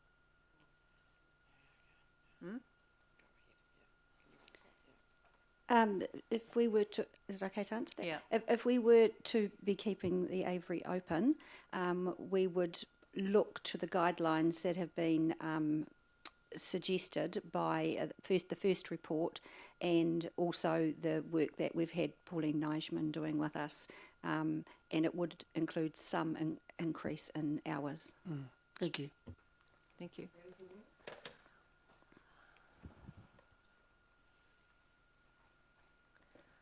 No more questions. Can I have a mover, please? Councillor Philippa, thank you. Seconder, Councillor Pate. No comments. Well, thank you very much for the report. A number of us were able to actually get to the Lorensdale playground opening, and that's gone down so well with that community. It's absolutely wonderful. So thank you very much. And I'll put the motion. All those in favour? Against? Carried. To those who have just walked into the room, we're about to go to a 10-minute break. Timing. So yes, we are going to break now for 10 minutes. I'll see you all back here at 11:05.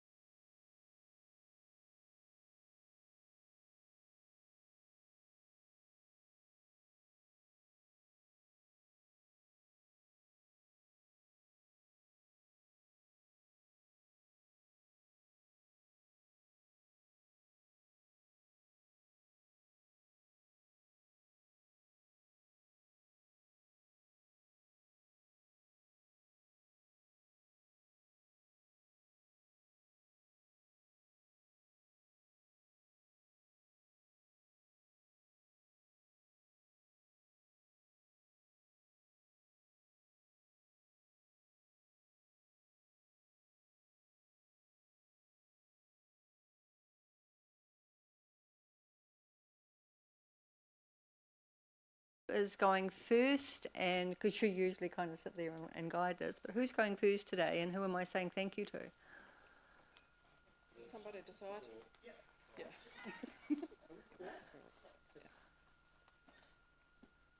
So we're doing recycling. We are. Fantastic. Over to Trish and Stuart. Kia ora koutou. Thank you for reading our report. I would like to take it as read, and there's just a few things to highlight for curbside recycling. Is we've been really busy out and about in the community. It's been great to get significant feedback from all of our events that we've been to. You would say, I don't know, 100 plus people at each event that we're talking to. And by and by, all of it's been pretty positive. We do understand that the service won't suit everybody, but it's just listening to people's feedback as we go, and it's been really good. So we're progressing well. The crates have been delivered to all households. There's just a few that we're in the wash-up that we may have missed, or they haven't been on the list. But we're all set. Any questions? What happens to the returned crates? Because we have some at the back of the room there. Yeah, I did see that. We're storing them because the crates belong with the property. So if at any stage tenants move and they want a set of crates, then we've got them there all labelled for them, and they're being held off-site. Councillor Kate. Thank you. I love the way you said we're all set. It's like inviting trouble. But thank you for all the good work here. You know, it's pretty exciting, really. Yeah. Excuse me. Just wondering about the engagement with the folks that aren't able to manage to get their crates to the curbside. Yep. And how's that part of the engagement going? So we're starting having discussions with individuals that have said to us that we just can't get our crates out. We have a assisted service program available for them. So if anybody can't take their crates out because of a disability or whatever it may be, there's a number of criteria that we will review with the person. We'll go out and see them individually. It's assessed on a case-by-case basis. And if it's approved, we will work with them on where's the best place for them to put their crates.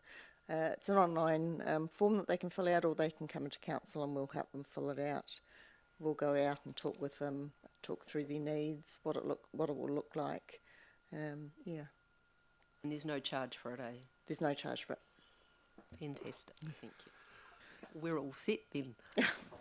Councillor Ross. Well, thank you, Chair. Very exciting because we're so close to the start. Couple of questions. Should you move house and that person, be they a renter or a homeowner, kind of take the crates with them? No, let's just say they do. Naughty. What happens to the person moving in? We'll provide them with a set of crates. Okay, thank you. Thoroughly enjoying the markets, by the way. You've got a couple more weeks to go, and I'm there on the weekend. Where was it? Oh, I'm sorry. Maybe I've missed it.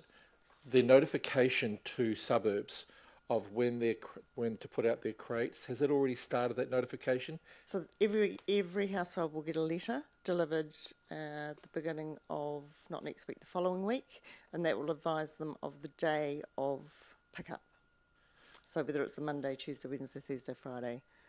So we're looking at the last week in June, being notified about the first week in July when it starts. So we've still got 3 weeks to go. 2 weeks to go. 2 weeks to go.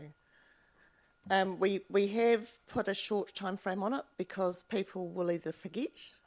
So you can put a letter out. We found this with the food scraps trial, that you put a letter out too far in advance and they forget the information there.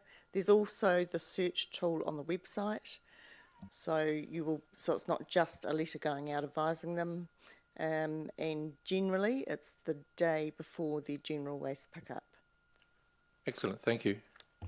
Councillor Robb. Thank you. Yes, I certainly accept there'll be a few issues to sort out, but I think it's going pretty well at the moment. But one of the issues is that down right-of-ways there's going to be a large number of bins outside a right-of-way, and there could be 20. So what instructions in the contract have you given the collector in the way they return the crate to the curb? I mean, at the moment, low-cost bins haven't got an arm on their truck and they just toss it back on the curb. It could be quite a problem for people if there's 20, they've got to sort out their addressed one. So that's an issue you mightn't have talked about, but I think we just need to be clear on what instructions the contractor has had in the way they return those bins to curb. So we're talking with the contractor every week. We have a meeting with the contractor to iron out how bins will be delivered, how they'll be presented, if there's any issues with contamination. So all of that will be sorted with the contractor. Yeah. But what is July the 1st, not far away. So they must have an instruction now. The general practice is the crates are put back at the curb inside each other, upside down. Ah, good. That's the practice that we observed in Hastings, Napier, and Yeah. that's the practice that we're working with the contractor now. Yeah. There will be case-by-case issues, Yeah. as you've alluded to, Yeah. and we're working through the contractor about trying to visit those sites to work through, preempt some of those issues. Yeah, good. Thank you. Thanks, Stu. Thank you, Madam Chair. Just to reinforce what Stu and Trish have talked about, the team have been working with low-cost bins now for over a year, working through all of the operational issues. Stu mentioned there will be things that don't quite go to plan. We're confident through that negotiation that we've covered off everything, but that said, when you've got people involved, there'll be things that spring up. The proactive nature of the project and the frequency of the conversations that we're having with the contractor, we aim to be able to nip those issues in the bud quickly, and we are expecting to be giving you regular updates after the 1st of July or from the 1st of July around what's happened this week, what's worked well, what are we adjusting as a result, and through that process expect that the teething issues will drop off in time. There's still quite a lot of educational activity planned over the next 2 weeks and also afterwards, but there'll be information that will be put out in the papers, there'll be Facebook, website updates as well, the radio adverts, so there's still quite a lot of activity to come, which will help people understand when their crates are going to be picked up on a weekly schedule. Thank you. A question from me is probably to you, Sarah. So the next time, at the next committee meeting, we're going to be in implementation stage, not project preparation stage. What's the reporting on this going to be? Because there's going to be a great deal of interest in it. Yes, so with any project, the project doesn't end on the first day of the deliverable. It's an ongoing piece of work. So I'm expecting that this form of reporting will continue for some time yet. Obviously the content will shift to what we're planning on doing, to what we are doing.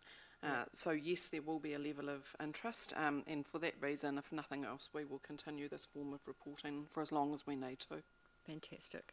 Thank you very much. Thank you, guys. Really appreciate your reporting, and all the best, everyone, for... We've just got one update from Stu.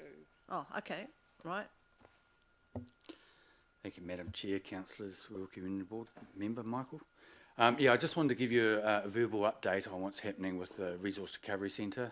Segues on from what we've just updated you on the main contract. So, as you're probably well aware, the Resource Recovery Centre, after 10 years of Operation will come back under council's control from the 24th of June this month.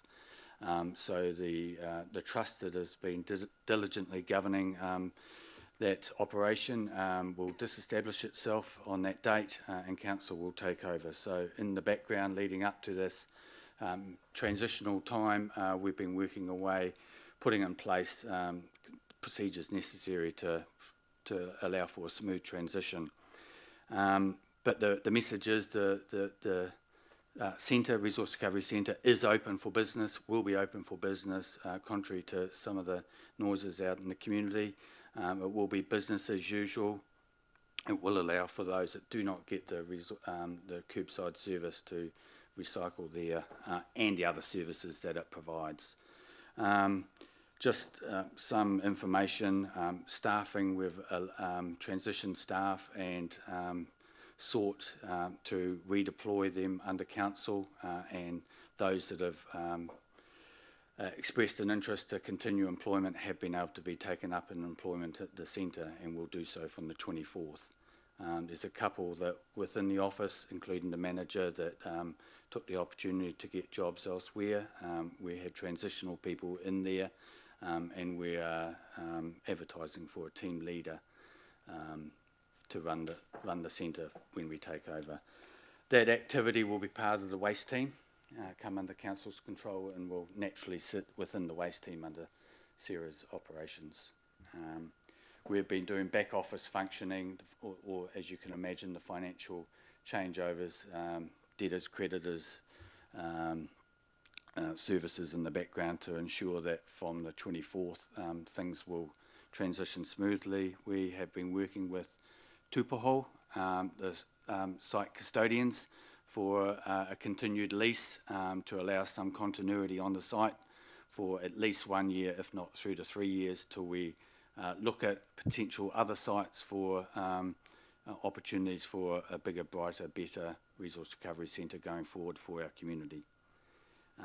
In the meantime, we'll be looking at some operational aspects of the centre, especially with the lens across health and safety and functionality. But for all intents and purposes, it will be business as usual from the 24th. There is a media release going out after today, which will pretty much say what I'm giving to you at this meeting today. But lastly, but not least, I think we should recognise the trustees that have been custodians for the last 10 years, especially Tupaho, under Ken Mayer has been the trust chair, and others from Tupaho that have been trustees over that time. I want to acknowledge Councillor Rob, who has been a trustee for all those years, Councillor Josh, who for almost all those years, and also Sustainable Whanganui, our community partners, in particular Graham Pearson, who's also been a trustee. Happy to take questions. Thank you very much. Do we have any questions? We do, Councillor Cade. Thank you. And really good points about the trusteeship and the leadership that those people have shown in this space. Thank you, Stu, along with yourself. My question is just thinking forward, in particular once the curbside recycling's in place. I'm not sure, and you might have mentioned what the hours might be at the recycling centre. Has there been any thought given to that going forward? The hours will remain as they are currently until we get in there and reassess, and also look what the change we've estimated what the change might be in terms of volumes and need, but we really need to get in there and then reassess the hours post curbside. Sure, appreciate that. Thank you. Councillor Ross. Thank you, Chair. Correct me if I'm wrong. I think there are 2 recycle trucks in the contract, but they're actually delivering to the current recycle centre, or are they taking it elsewhere? There's 3 main trucks, vehicles. They'll be delivering to a range, but principally they'll be delivering to Low Cost Bins, which is the contractor, to their yard in Lifton Street. So glass and mixed plastics and cans and steel cans will be going to Lifton Street. The fibre, that's cardboard and paper, will be coming to OG baling shed at the Resource Recovery Centre. Right, and the other little question, final, is I heard that when I was watching the video clip about the sorting, it said if your paper or cardboard gets a little bit damp, that's okay. I'm not quite sure what a little bit damp means, but if it's a soggy mess, it can't be collected, can it? No, if, the message is don't store it in the wet, but you can put it out on a rainy day. So the contractor will take it and it will be recycled. It's just a lot more difficult to handle, as you'd appreciate, but it can be recycled wet. Councillor Philippa. Yeah, thanks, Stu. Just checking, there's no impact on the financial or the cost from the move from the current trust into council. From what we've known, it's all factored into our budget forward, LTP. I can answer that. Yes, it is. It's all factored in. Thank you. Thank you. Oh, Councillor Rob. Thank you. Yes, thank you, Stu. I'd just like to say that it's a pretty smooth transition going on here with the trust. Councillor Josh and myself representing the council on that trust. And it's a very amicable changeover, and we're very thankful that Stu is there as a transition manager of this process, because Stu has the knowledge going back to day one of how the drop-off centre works, and that continuity that Stu has been able to provide is very important. I do think that there will be a change in the drop-off centre over time, and especially with low-cost bins also Councillor Rob, we are in questions. You are not asking a question. Well, Councillor Rob, we are in questions. Do you want me to speak again later? I think I would prefer you to make your comment in comments. Well, I thought the questions were over. There wasn't any here. No. No, well, we're not at that point yet. And there's a thin line. Yeah. Thank you very, very much to Stuart and Trish Excuse for all that you're doing. Madam Chair, can I just finish what I was saying then? As I was saying, we are in questions. We were in questions. We are not in comments. And you are welcome to make your fulsome comment in comments. Okay. Unless you would like to completely rewrite standing orders. Thank you very much. Much appreciated. And now I invite the team from Streets for Trees, and in particular, but all of you equally, Diana Veach, we've heard about you for months and months, and we're finally getting to meet you, so welcome. Thank you so much. I'm very pleased to be here, finally, to talk to you all. We're going to have to invite you to speak close to the mic, just for the people on the live stream who can't hear what we say. And there are 2 mics here if you need to each have a say. Sorry. That's all good. Thank you so much. So, Streets for People. You've had the report, and I'll take that as read. Now that we're coming to the end of this project, I wanted to take the chance to give you an overview of what we've achieved. I have a presentation up here which is just going to show you some before and after photographs of what we've done as I take you through it.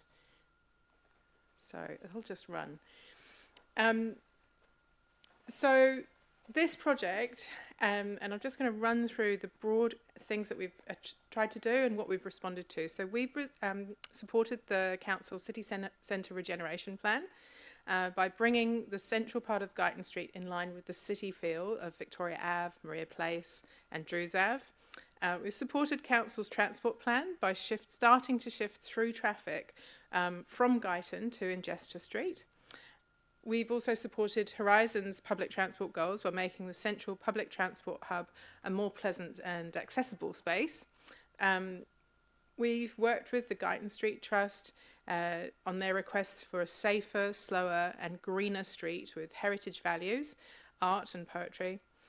We've met the community's feedback from co-design sessions where they asked for more greenery, more seating and places that encourage play and social connection.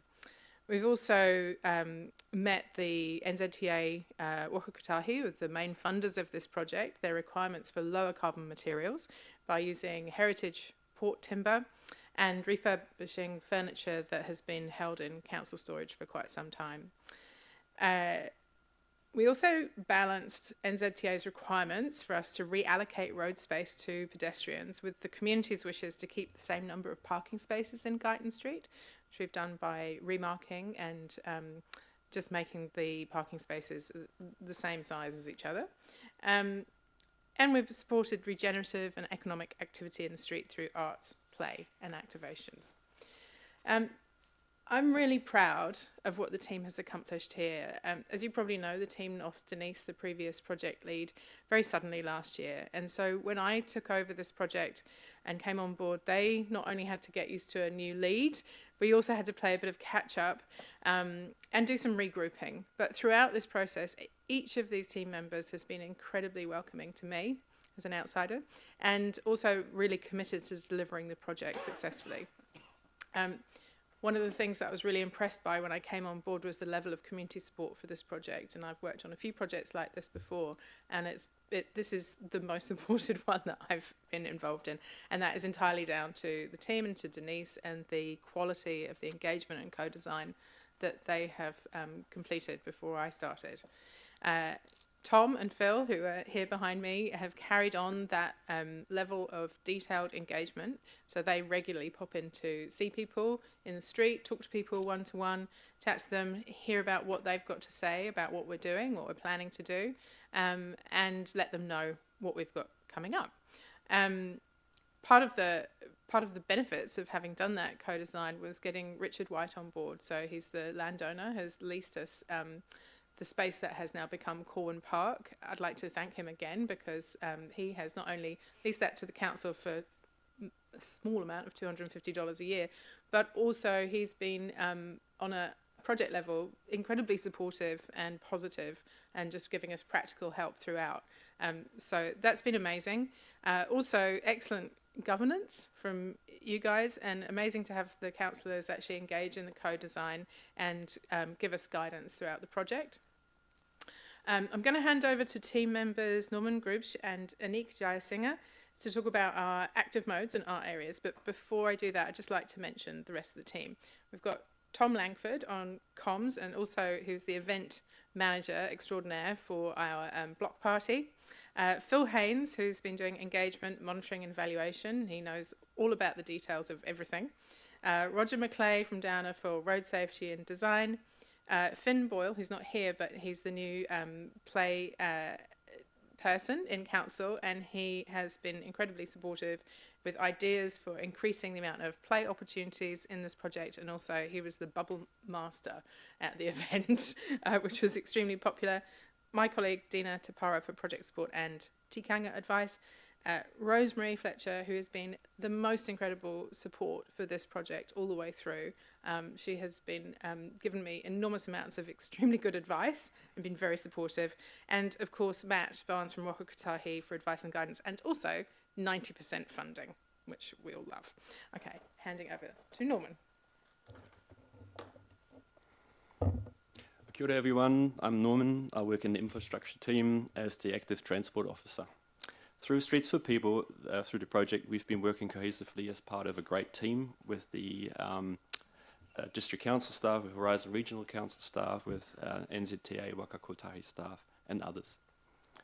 In the middle of the project, we had to overcome the sad passing of our dear colleague Denise, which put the brakes on the program for a little while. Through co-design, we listened to our community needs and ideas and developed a project scope for both Guyton Street and St Hill Street, and delivered both projects on time. During that time, I was able to contribute with expert advice for walking and cycling aspects of the program, which spanned from early community meetings to the recent implementation phase. I also had the great pleasure of working with Jamie Thorby from Horizons, Tom and Phil, and Roger on our Transport Choices project. Both projects focus on multimodal integration of walking and cycling with public transport to allow for more environmentally friendly way to move about in Whanganui. Through Streets for People, we were able to meet our target of reducing speed of cars travelling along Guyton Street, making it more pedestrian cycle friendly and generally a more pleasant part of town to be spending time in.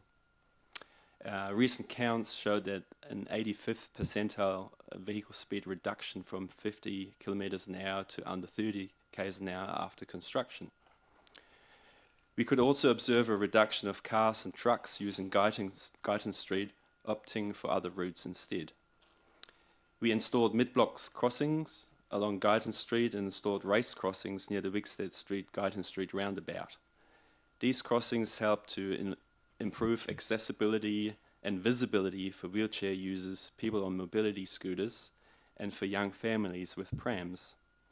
We increased the bike parking facilities with 16 new cycle racks and introduced advanced cycle boxes on Guyton Street and Victoria Avenue intersection. We worked collaboratively with Horizons Regional Council to improve and celebrate the Wanganui Transport Hub on Sand Hill Street, creating a uniquely Wanganui flavour through public art and urban design. We were also able to achieve all this without any net car park loss in the CBD. As a former language teacher, I'm also very proud of being able to help with the bilingual wayfinding signage component of this project, which I think might be Wanganui's first. It's a small step to celebrate Wanganui's cultural heritage, who we are today and who we want to be in the future. With that said, I'm going to hand over to Nick. Kia ora. Kia ora koutou. My name is Anik. I'm the Creative Community Advisor and I was assisting on the Streets for People project.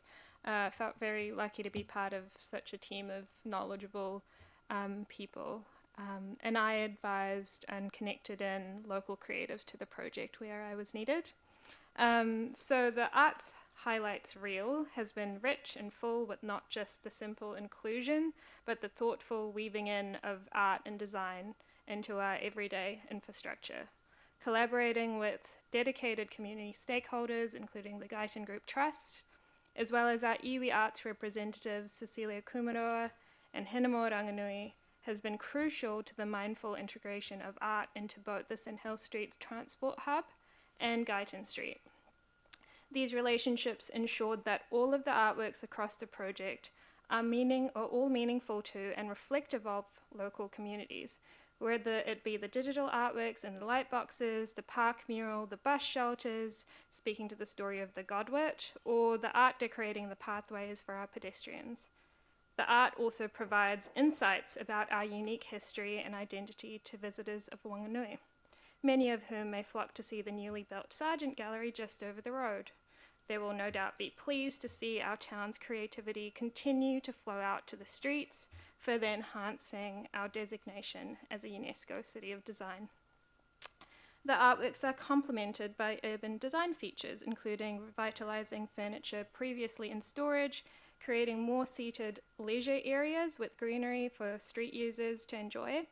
The project also enhanced heritage values through repurposed port timber, as Diana said, and we worked with Council's Heritage Advisor Scott Flutie to create interpretation panels that will reveal more about the street's history for users of the street, connecting Wanganui's historic identity to our future vision. Alongside fulfilling many of Council's arts and culture strategic roles, including supporting our arts economy and mana whenua participation, the project fulfilled a lot of community aspirations as well, such as the greater presence of community of stories in our public spaces and another addition to the Guyton Group Trust Poetry Trail. Investing in our public arts has provided tangible, ongoing outcomes for our community as well, with the light boxes continuing to act as a platform to showcase local, emerging, and established artists with a revolving gallery, which will have artworks in there changed over often. And that's me. Thank you. Thank you, Nick. So while the project is coming to an end, it is an ongoing trial, and Council will review the project at some point within the next 5 years to make a decision on what elements should be kept, removed, or made permanent. And this kind of project methodology, which allows significant infrastructure to be delivered with less money and with more community buy-in through getting in-depth community input early on and using low-cost, semi-permanent materials, trialling designs, something that Council is now fully capable of delivering and may want to consider for future projects.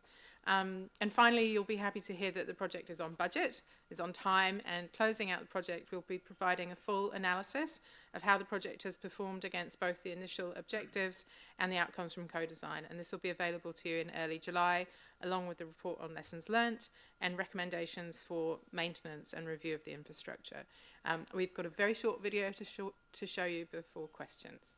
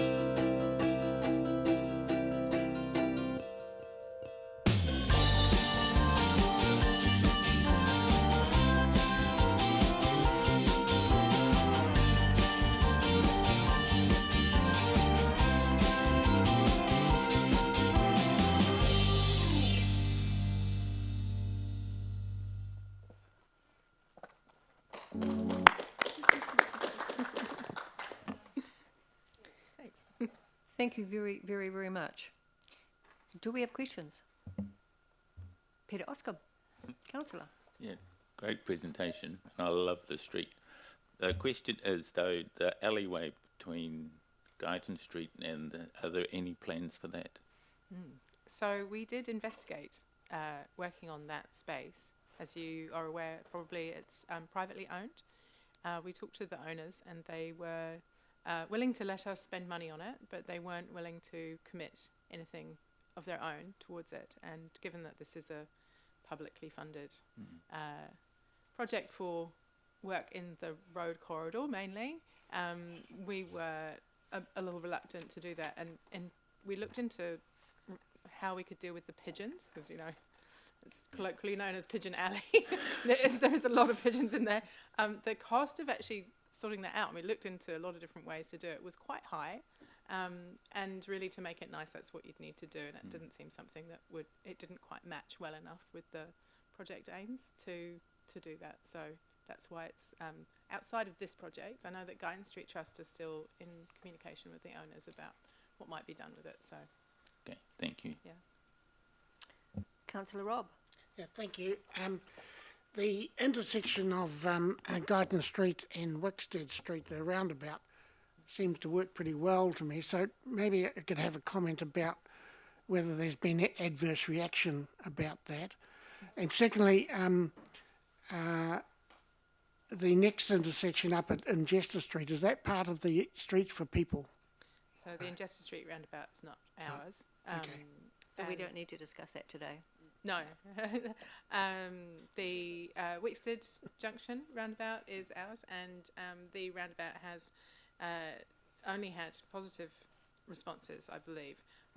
We have had some complaints about the sharpness of the raised platforms, and I think that's something that could be looked at when council considers moving to a permanent solution. However, they are performing their function of slowing people down and making things safer. So. Okay. Thank you. Councillor Ross. Thank you, Chair. Two short questions. Love Cornwall Park. Oh, did I pronounce it correctly? Corwin. Corwin Park. Corwin Park. Oh, yeah. My Welsh is not that good, but I'll get there. In the summertime, because it's an open park, I heard some chatter about the provision of umbrellas, but how that works. I know it sounds tiny, but would you comment on that before I ask my second question? Yeah, absolutely. So yes, absolutely. We looked into putting shade sails in, but unfortunately, because it's an archaeological site, we can't put foundations down into Corwin Park, and the buildings either side are not robust enough for the wind loading of a sail. So what we have done is built into the large planters bases for umbrellas, for shade umbrellas. Now they're going to be in storage until spring, till it gets hot enough so that they're not out in the wind and the rain until then, and then they will be locked into place. So there'll be 3 there, and there's also provision for some other ones that are can be stored in the shed that we're putting in, which can be taken in and out by the neighbouring cafes if they wish to when it's sunny. So making a little bit of extra space. Okay. So, absolutely, it will need shade. It'll be very hot. So, perfectly reasonable question. The second part, thank you. And the second part is, how do I phrase this? For those members of our community who wish to comment, suggest, concerns, whatever, what is the appropriate contact point? Because this is like somewhere in the next 5 years, the trial will be reassessed. But in the interim, is it our email? Is it what is the contact point for the public? Sure. So right at the moment, we have your say up on council website, but people can also contact the council through the usual means, through the your normal council points, and we also have a Streets for People at Wanganui email address. So whichever way, that you'll receive it. It'll get to us. Yeah. Thank you. Yeah. For urgent ones, though, from the council, the email address is the best way. Brilliant. Thank you very much. May I please have a mover? Councillor Peter, and a seconder, Councillor Ross. Comments? Councillor Josh. Thank you. I want to start first off, what am I on about? First off, to thank you for the work that you've done over the last little while, and obviously acknowledging the challenging circumstances and sad circumstances of Denise's passing as well. The online commentary at the moment around Judda Bars is quite forceful. And I just want to acknowledge your statement and totally toe-talker it that they're performing their function. The entire purpose of this project was to slow down traffic movement on that road, make it more pedestrian friendly, and make it more friendly for people with mobility issues and for families to enjoy the streets. So I just want to put that on record because it has been obviously a topical issue of late. Just turning now to the recycling contract, I also want to acknowledge and thank the team for what has been one of the best public communications and engagement and education campaign that I've seen. I want to acknowledge that I was down at the markets with Tom and John on Saturday, and every question or concern that that members of the community had was able to be responded to, and I think having the option of assistance for people who cannot get their crates to curb was a stroke of brilliance, and obviously we are learning from the other contracts that have already been implemented all over the country, and acknowledging that we're one of the last of them, and so we've got the ability to learn from the experiences of others. And ultimately, I'm just really looking forward to it being implemented, and I think the community will thank us for it long term, because we're reducing waste to landfill, which is ultimately the goal that we all want to see take place. So thank you. Councillor Peter. Oh, yes, thank you. You deserve congratulations. You know, I have walked the Guyton Street a number of times, and now I meander, so it's achieved its purpose. So thank you very much. Councillor Ross. Yeah, my huge thanks to both the teams for the recycling program and the Streets for People, and thank you for stepping in during a bit of a challenge period for us. The comment I wanted to make is going back to the intersection of Wickstead Street and Guyton. This goes back years to the various businesses that have had concerns about that intersection. And since that roundabout has gone in, this is my response. Love it, love it, love it. Thank you. Yes, I support that statement, having come up to that intersection a number of times and seeing the near misses, which are quite scary. So the roundabout, I think, is definitely doing its job. A huge thank you to both teams for all the excellent work that you're doing. So thank you very much. I'm going to put the motion. All those in favour? Against? Carried. Thank you very much.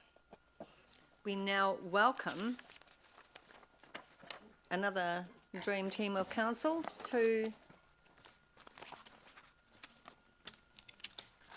the table.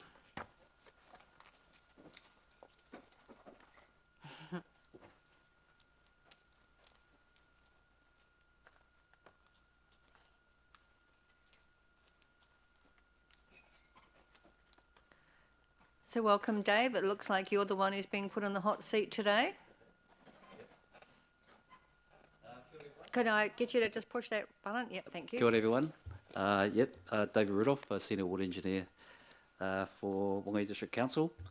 I take it that everyone's seen and read the report for the operation status for the Three Waters activity for April 2024. So some of the key information in the report. Obviously, I'll just summarise some of these as we go through with capital projects, activity reports, some known issues and mitigations, and KPI and non-financial performance measures, and also including water quality, which from the previous meeting, I think there are some indications of how we will deal with water quality issues, so I'll talk to that as well. So just to kick off, capital works projects, I won't go into all of them, but I'll just summarise individual ones for each activity. So for stormwater, we had Talbot Street's stormwater outfall. This was a replacement of a 600 and 450 outfall to the Awa. And obviously with this project, there was a lot of consultation between iwi and hapu contractors. The successful contractor there was Downers. And then there's ongoing sort of consultation and collaboration with iwi in terms of riparian planting, as you can see, because it's a bare site, so ongoing sort of conversations with them as well. For wastewater, so two significant projects in the wastewater sort of project regime is Nixon Street. So Nixon Street Stage 1, and significant budget allowed for these two projects. Stage 1 was new technology in terms of micro tunnelling, so not the norm of what we usually do. But this one was awarded to Parkinson in Holland, and previously, or at the moment, around about 90% complete. And obviously this is new technology that has worked really well in terms of the project moving forward. Stage 2 is the conventional open cut, which is using diggers and machinery. This was awarded to loaders. And probably the significance with these two projects is the depths that they had to deal with. It varies from 3 metres to sort of 8 metres. So significant project, but some challenges as well. For water supply, so we had one project that was identified through, and I'll talk about it later in terms of water quality. So we had some issues which resulted in quality issues within a number of properties. It had been identified there could be an issue with part of the retic. So the project was moved forward and fast-tracked to allow this to be completed. So we engaged a contractor to do this work. He carried out the work quickly and efficiently, and from feedback from residents in the area, there's been positive feedback and noted an improvement in terms of pressure and water quality for that area.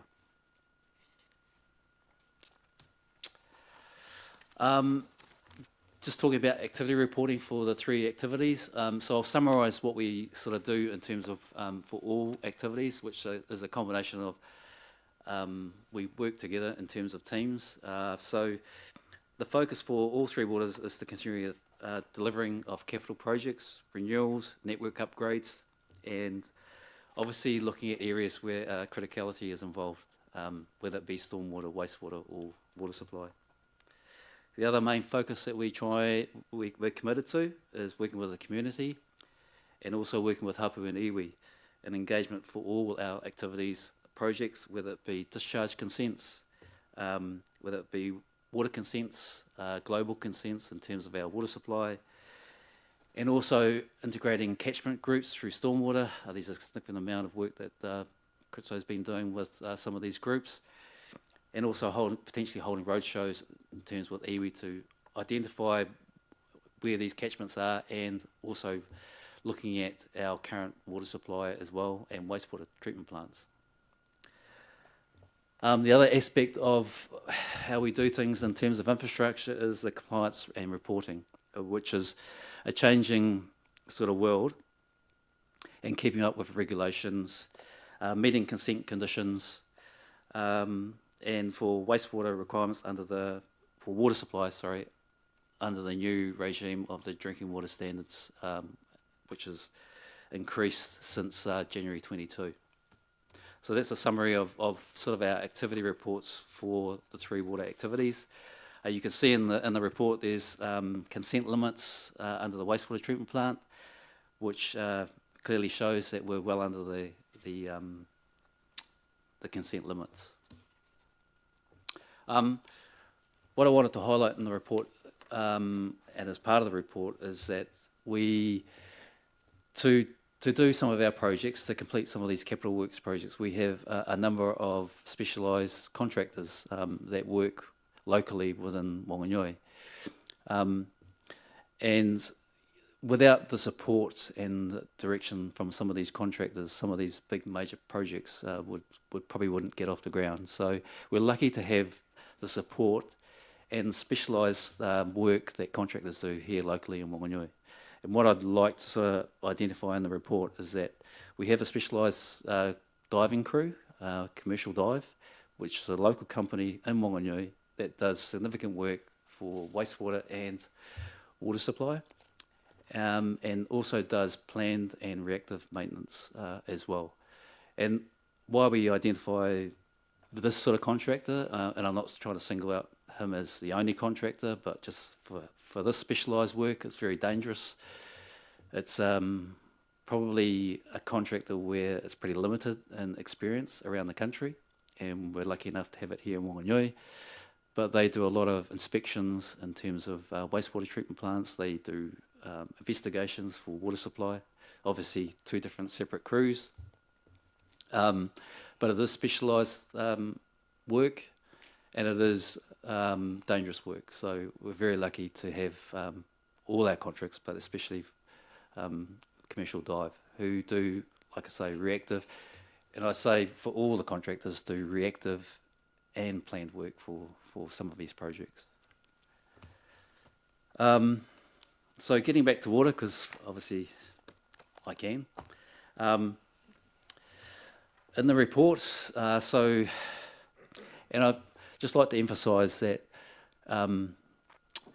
we're producing the same water quality that we did 10, 15 years ago. Just over the last 2 years, there's been a step change in terms of the rules, and these are the drinking water quality assurance rules, and that's in line with the new regulator, Taumata Arawai. So for what you're looking at in terms of report and some of the zones like Wanganui Supply, Pakaraka and Fort L, there has been some changes in terms of their categories, and we've identified these in the report that we have to supply to the new regulator, Taumata Arawai. So there has been a step change for Kaiwi 4, which has moved from Class 1 to Class 2, which basically means it's gone out of its sampling regime for that period and moved into a higher category, which is UV, protozoa barrier. For Pakaraka, we had a positive E. coli from a low E. coli sample come back, and this again has moved it into another category, which means intensive sampling for the next 1 to 2 years. The thing with the one at Pakaraka is that we need to stay there without another positive transgression, and then it moves into the same category as Kaiwi number 4. So basically saying that we'll need UV for most of our source supplies. The indication that we've made progress in terms of UV. We've identified it in the long-term plan. So the design for all these projects, all these new upgrades is basically underway. We've communicated that with the new TA, Taumata Arawai, who have visited us a couple of times in terms of what we're dealing with. So everything that we sort of change or do is commented or communicated back to the regulator, Taumata Arawai.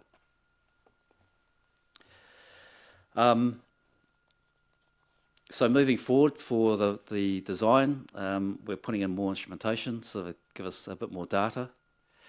We're confirming procurement methods for the projects. We've approached all the suppliers for UV. We've also approached other councils to determine whether we can sort of share some of these delivery plans in terms of UV to get it at a better cost. And we've also met with landowners potentially for opportunities to sort of purchase land, because we're not just looking at sort of doing UV for now. We're also looking at future to sort of allow for that, for possible new regulations in terms of treatment for some of our source supplies. So that's been undertaken now, and we have got some good indications of where we want to be and where the location will be located for some of these treatment plants. Just so known lines and mitigation, obviously consent renewals is a big thing for the Three Waters team. But like I say, we've engaged with iwi. We're having meaningful conversations, and they're ongoing. And it's not like we're trying to sign something off now. It's getting things so we can carry on with our conversations with iwi and hapu. Budgets, expenditure, well, obviously we've just been through the long-term plan. Things have been put into the long-term plan in terms of where we want to be. So things are being put in place. And as I mentioned, increased regulatory compliance and demands on resourcing as well, because, like I say, it is a step change for us, and there's a lot more work in terms of what we do and how we do it to satisfy some of these new rules. Just on one side of the report is a summary of our performance measures. So this is just what we use for our KPIs. You will see some of these things that are non-compliant in terms of CTs, contact time, loss of data. So by implementing some of the UV, installing UV at some of these sites will eliminate some of these challenges that we're having currently with some of our KPIs, especially for the protozoa compliance barrier, because at the moment we have got nothing in place. So we made the call early that we were going to reside because we couldn't stay where we were, so we've put plans in place and obviously put it in the long-term plan as well. So just a short brief water quality. So what we sort of look at, and these are all the complaints that come in from property owners. And it has a step change for us as well. We do take complaints about water quality seriously, and it's also in line with the new drinking water quality assurance rules as well. So each complaint is investigated, whether it be from our local contractor or whether it be from our team itself. I think, to clarify, the first thing is to make sure that the water's safe. And so how we do that, we do testing in terms of free available chlorine, making sure that there's some sort of residual. But then we're also looking at other ways of how we implement it. And I think it's a combination of our complaints, is a combination between the contractor, the maintenance contractor, our admin team, and our operations team, and the link that we have with we're not resolving, but trying to investigate these further and trying to find out why these issues are happening.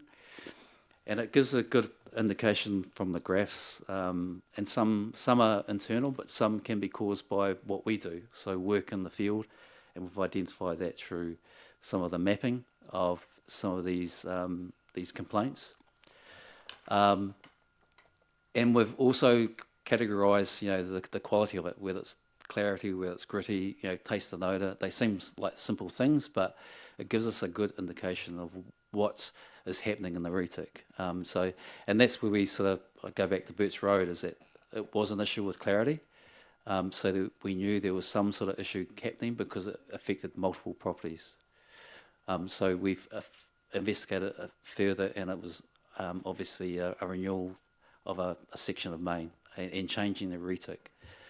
But without the contacts from property owners, we encourage people to sort of give us a call in terms of complaints, because if we don't know, we can't do anything about it. So, yeah, just to sort of, it gives you a good spread of what we look at. And like I say, it's not just a complaint that's recorded as one, it's a complaint that we look at, okay, what's in the area?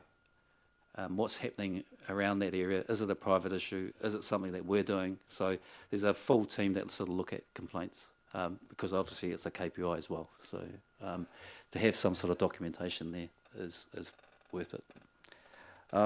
Yeah, so thank you. Thank you, Dave, for a very comprehensive report. Do we have any questions?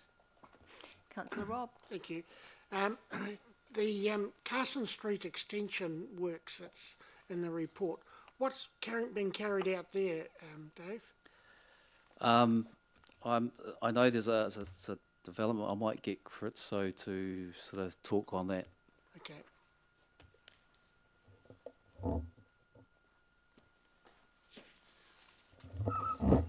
Kia ora. The works in Carson Street is a infrastructure enabling project that is being done in partnership with Whanganui District Council and Tupo Investments, so the local hapu iwi, for Papakainga housing. The funding is mostly, I think, 80 or 90% from the IAF fund, Okay. so infrastructure provision fund. Thank you. It's a central government fund. Okay, and I just have two other questions, please. Page 54, the charts there on enterococci and fecal coliforms, there's a peak on the 5th of April. What caused that?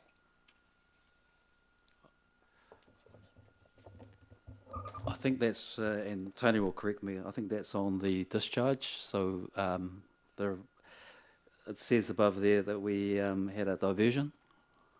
Yeah. So is that correct, Tony? Yeah, so they had a diversion from the plant, and that would have affected the spike. Okay, so it was just business as usual sort of thing that happens. Yeah. So like heavy rain, so the plant can't cope with the influx of water flow coming in. So obviously we've got consent to discharge to sea. And the other question was page 62, the graph that's on there on emergency shut-offs, number of houses affected by emergency water shut-offs. There's quite a number, especially in Castlecliff, in 1 month. Is there any particular reason that there was emergency work that happening in those places? So the work would have been because it was it is planned. So obviously there's been leaks around that area, significant leaks. I think too sometimes when we do the water shut off, we try and encapsulate the area that it's going to affect, and sometimes some of those houses are outside that we don't capture. But I mean, there is a lot of work in terms of leakage around sort of the area, and the work has been sort of completed on older mains, which is identified in some of our criticality as well. But like I say, it's trying to capture as many of those properties that we can in terms of planned works. Some of it is reactive work as well, which is unplanned. So we have to do the shut-offs straight away to, and not do the notification to the properties because, it has to be done straight away because it's a major sort of leak. So would the shut-offs be just a very low number of hours, or would they? Planned shut-offs can be sort of time frames, so we have time frames between say 9 and back on at 3, and obviously there's a bit of give and take with that because, but we try and communicate that if it's going to go on longer. Some of the reactive work and unplanned work is a lot harder to determine because it's always a major sort of leak, and then you're sort of trying to work against sort of trying to keep the supply going and trying to sort of do the repair. So, I mean, those ones are harder because, I mean, we're trying to sort of put things in place quickly, which hasn't been planned. Then obviously notifications and it depends on where the leak is as well, whether it's on the road or it's on the boom. Councillor Peter. Oh. Yes, thank you. And through the chair, question is a stormwater question. And the Kokahuia Titoki catchment, is it in a plan? And if so, when? Yes, that's included in the long-term plan.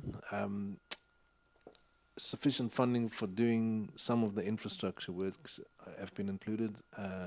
We're actually in the process now of starting some collaborative code design, especially with the hapu and the iwi, and we need to do some more community consultation on exactly how that's going to unfold from here, the project.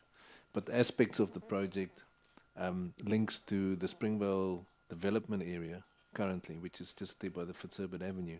So there's a road extension planned as well, the Fox to Fitzherbert link road, which would need infrastructure to provide stormwater service and other services.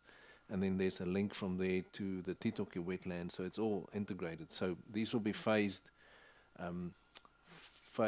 stages over the next few years, and the budgets, the renewed budgets that were presented in the workshop, I think last week, included those line items. The idea is, of course, that there are other aspects to be integrated with these. It's not just stormwater projects.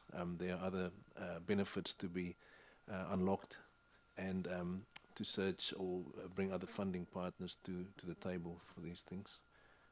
So I hope that answers your question. Just an inquiry then. Would it all be finished as in the presentation at the end of the 10-year plan? Or is it? Yeah, our horizon is probably 5 to 6 years.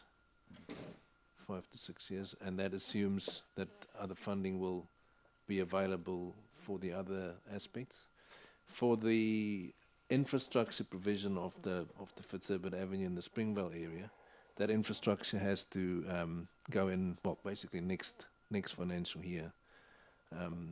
So, and then the next stages would be the wetland and the larger storage areas, and it's to step in line with intensification as it happens in that structure plan area and in the Mill Road area, because they all really converge. The Mill Road industrial area, their stormwater will be converging at the Titoki wetland space, as well as the water from the north, from the Springvale structure plan area.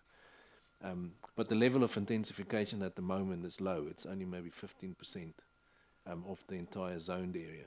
But as time goes on, the runoff would become more concentrated.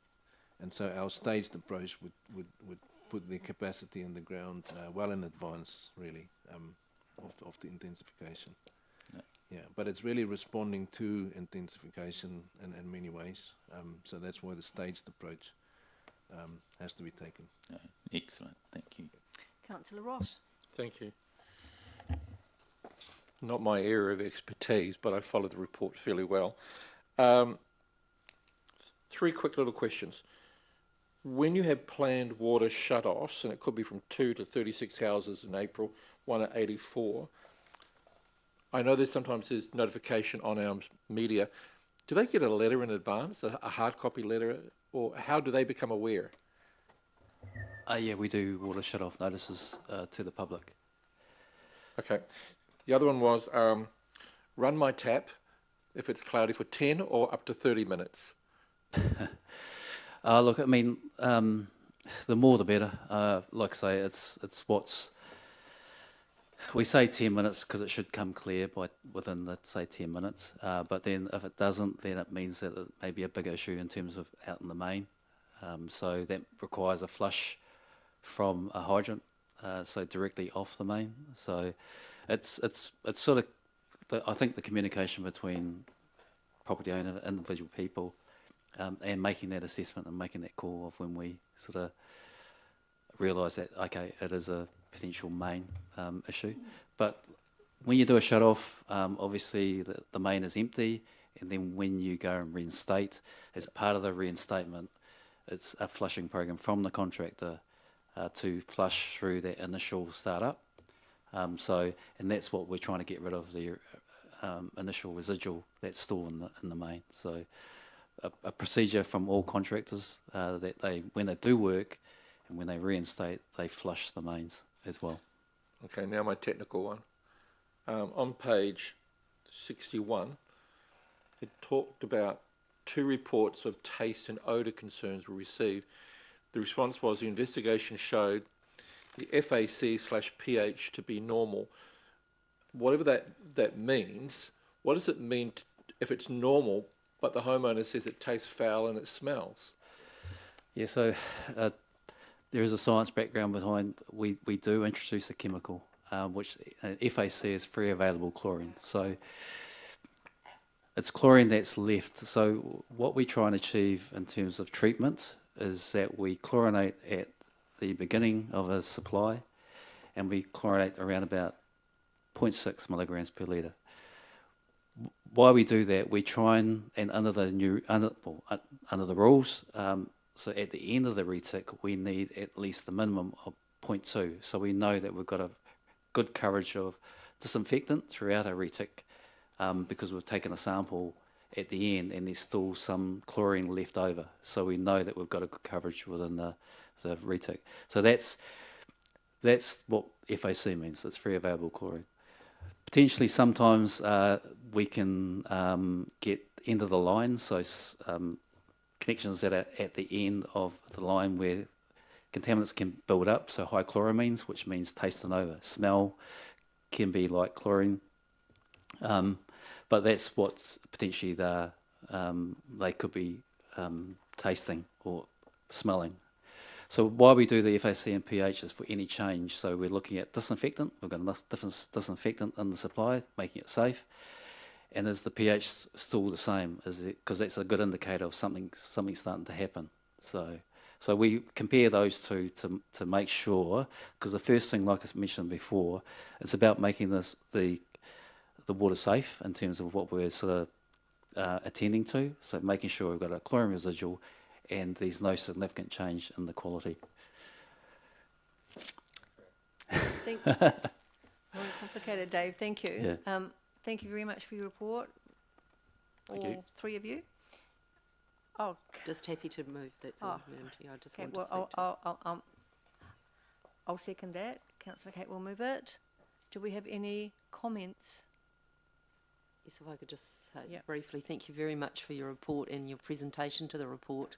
I mean, in this time of change, and I think we're only ever going to see more change, I would say that I have a high degree of comfort that we're onto this and we're all over it. So really appreciate your work. Thank you. Yeah. Ditto. I will put the motion. All those in favour? Against? Carried. Thank you very, very much. Thank you. See you next time. Cheers. We now invite Claire, City Operations and Performance Committee's Financial Commitments report. Thank you, Claire. Hi. This should be nice and short. As you'll all have seen the report, and I made sure that Dave and Critso spoke before me so that they've already covered off some of the projects as well. Can I just ask you to speak just a little bit closer to the mic, just for the people online? Yep. So yeah, just taken as read, and these are just the projects that have been committed to, over 200,000 for your interest. And if there's any questions, really. Well, personally, I very much liked the budget to successful tender ratios. I thought they were rather excellent. Yes. No questions? Fantastic. Can I have a mover? Councillor Kate, seconder. Pete, all. I'll just speak very comment. briefly. Really nice, clear, succinct report. Love it. Thank you. Yeah. Thank you. Yeah, it says everything we need to know. Thank you very much. All those in favour? Against? Carried. Thank you. Thank you. It was quick and painless, wasn't it?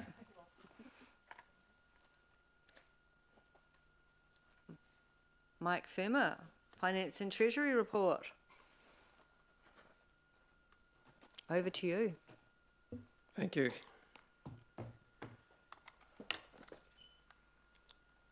Right, the first part of the report is the usual rates information. Then from page 66 we start getting into the Treasury. So we've got in the beginning on page 66 where a debt currently stands, and down in the page the Treasury activity we have undertaken during the since the last report was provided to the committee. We've taken out, as I got there, an extra $20 million. We borrowed that in June for refinancing the holdings ANZ debt as well as for working capital. So from page 67 we start getting into the Treasury control limits. Remember last time we reported for the first control limit with fixed to floating interest rate control limit, that is ensuring you have sufficient level of fixed debt compared to your floating debt, which protects you against fluctuations in interest rates. Last time we were non-compliant in 3 of the buckets. However, the Treasury transactions we've done recently has brought us back into those control limits.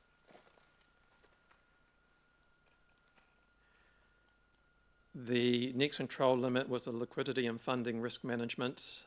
We were in compliance last time and we remain in compliance at present. What I want to focus on or talk a little bit about this report is perhaps the economic indicator section, which will help us with the Treasury strategy that we're working towards. So the first parts I have there's 2 or 3 things that has been reasonably interesting going on in the last number of weeks. So starting on page 69, you have the Reserve Bank's May monetary policy statement. The last one was done in February, and this one here I've got there was slightly more hawkish than the February meeting. What I mean by that is that they were focusing a little bit more on the upside risk to the official cash rate and the downside risk to what they were doing in February, and in fact they have extended their estimated cut to the OCR out to next year, with the returning to their inflation bands, 1 to 3%, mid-range 2%. They'll achieve that 6 months later than what they originally anticipated back in February. What that signals is that the current monetary policy tools, particularly the OCR, is not having the effect that it actually wanted to have some time ago. So it's not bringing the inflation down as quickly as what it was anticipating. You can see there the chart, bottom of that page, page 69, has both components of the inflation, non-tradable and tradable inflation. With the non-tradable, we've talked about this previously, remaining stubbornly high. I've got in there the following page, just a paragraph, just for interest, on the inflationary impact of tax relief. And I don't really want to get into discussion about whether the tax relief was provided through debt funding or through reduced spending. But assuming that the tax relief that the government has announced is funded from its cut to expenditure, then that has a relatively benign impact on inflation, probably a downward pressure on inflation as opposed to an upward pressure. If, however, they're funding that tax relief through debt, then it will have the opposite impact. What was interesting to me when I'm thinking about a Treasury strategy going forward is where the market and Reserve Bank is pitching nominal neutral interest rate. What we mean by that is what is the long-term interest rate which will have neither a stimulatory impact on the economy or a contractory impact on the economy, where things stay relatively settled. And they've got quite a long range there for the long-term neutral interest rate, somewhere between 2% to sort of 3.5%.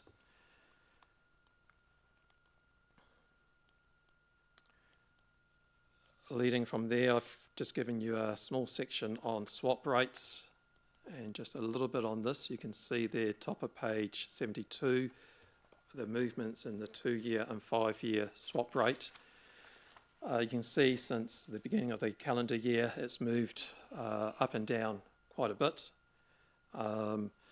The longer term swap rate, 5-year swap rate, is influenced largely what's happening overseas, as we've discussed before, particularly what's happening in America. And we would expect with some of the data coming out of America that we would see some opportunities over the next few months as that rate dips down from time to time to do further Treasury transactions, take out further swaps to take advantage of when the curve goes down. We are aiming to take out some swap rates when we can get them for around 4% is where we're looking at. So the strategy at the end there is kind of where this report was leading to, and it remains consistent with reported the previous couple committee meetings that we're at minimums of policy at the moment. When we can transact swaps at around about 4% is when we'll start moving towards mid-policy of a Treasury policy. As I said, I'm expecting over the next 2 to 3 months to start taking the opportunity when it arises to transact some Treasury, some swaps. The last part there is this Treasury compliance is reporting to the current long-term plan. When we adopt the new long-term plan, would need to report to that, and with debt forecast to go up, it's likely that we'll need to transact further swaps actually to maintain minimums of policy. So happy to take questions.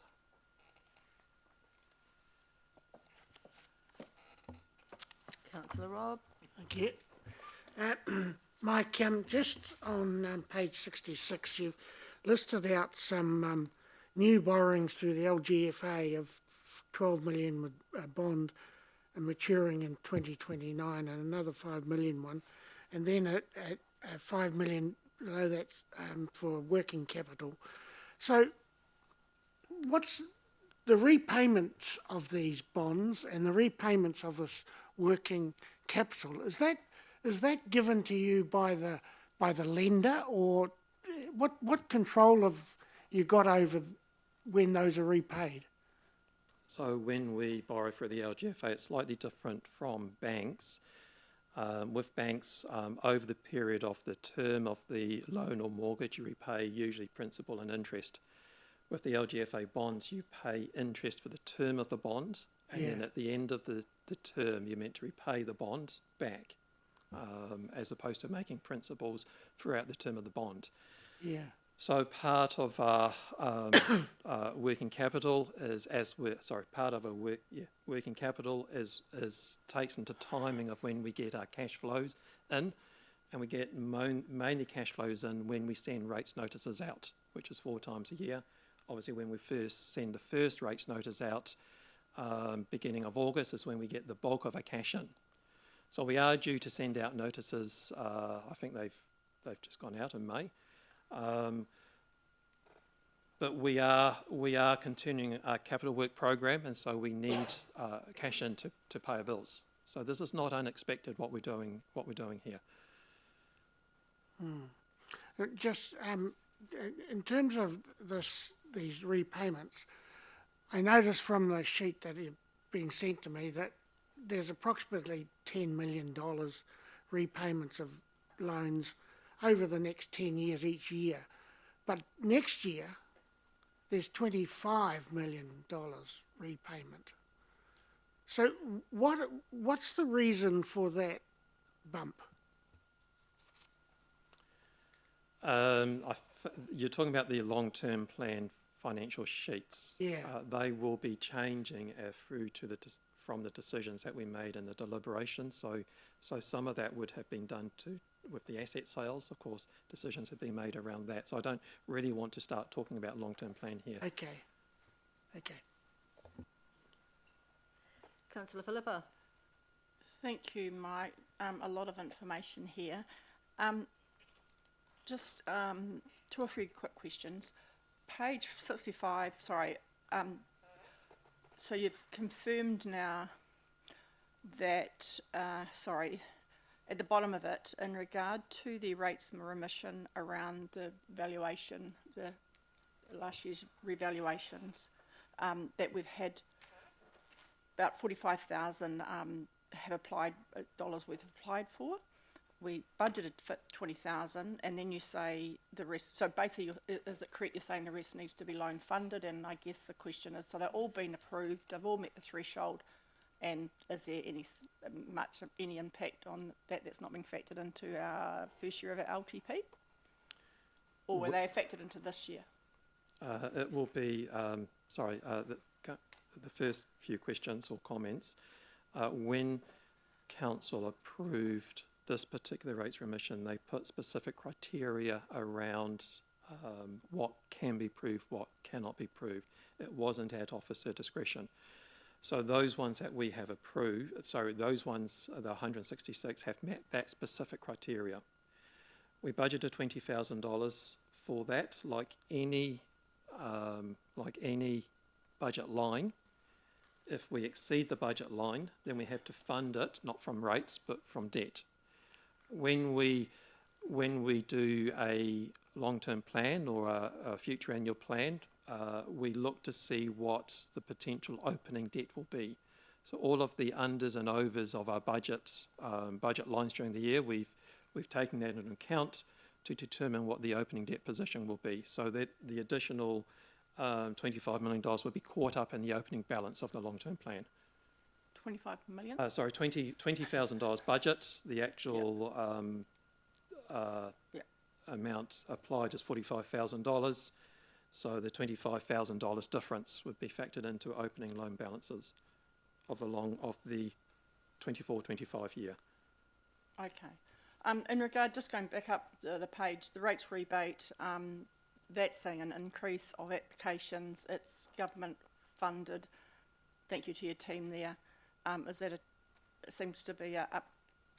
200. Oh no, that's an upward trend. Is it more and more people up. are needing that?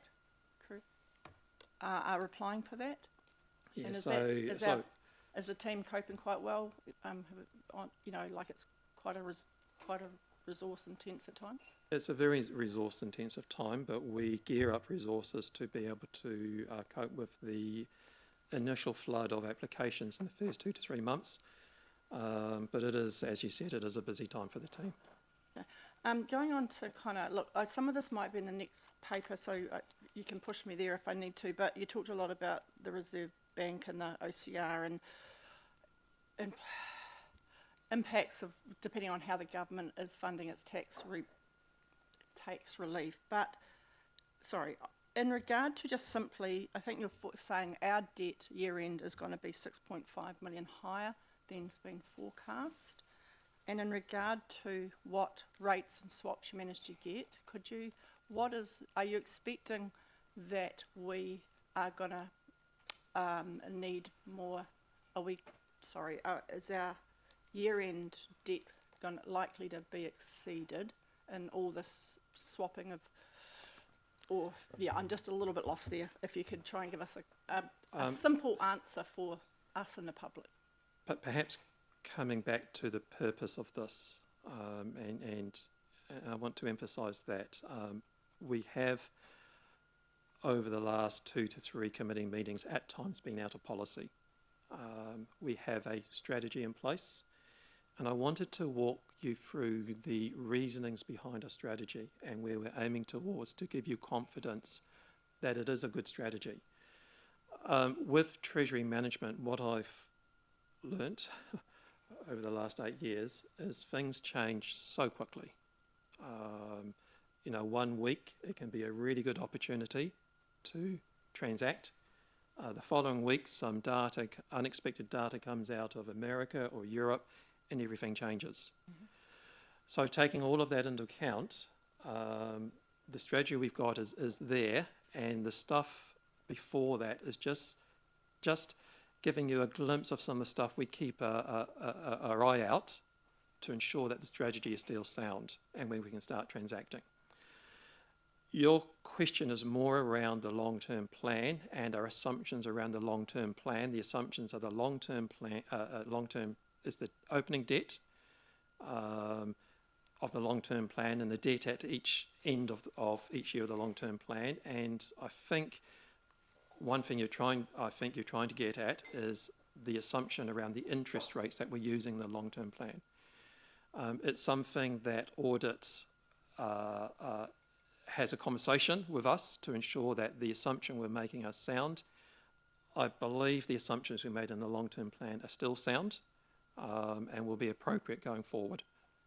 Okay, thanks, Mike. I'm happy to move. Thank you, Councillor Kate. seconded. Councillor Philippa. Comment, Just Councillor Kate. very briefly like to speak to this. Thanks for the report, Mike. There's a lot of information in here. Can I just ask that next time we get a report like this, and you covered it off in your presentation to us today, but just in the executive summary or you know, up front, we should be able to bullet point each of those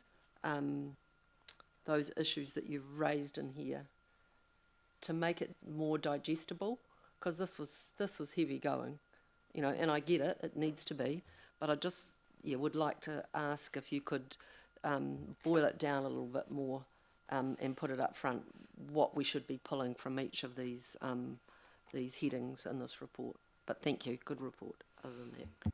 Yeah, and I remind councillors that it is our intention probably in July to run a little training session for councillors who wish to on this particular thing, because I think there's real benefit in really understanding what the drivers are. Yes, thank you very much for the report. I'll put the motion. All those in favour? Against? Carried.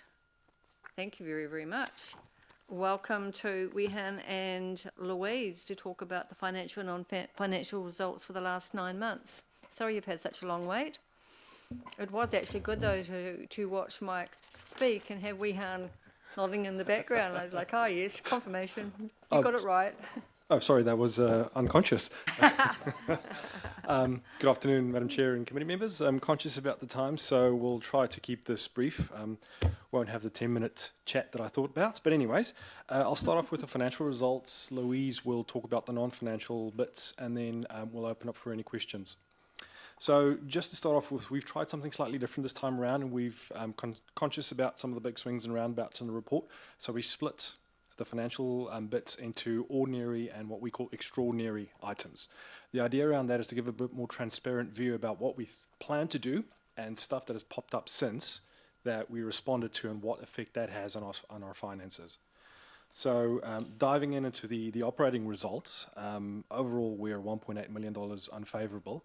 The big drivers around that would be lower subsidies from New Zealand Transport Agency for our planned works and higher operating costs, mostly around insurance and cost inflation in the roading and 3 water space.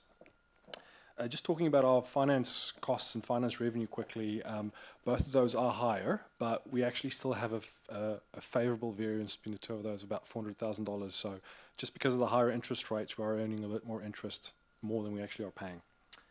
Moving on to extraordinary items, we heard about the Streets for People project earlier today, so that's something that we knew.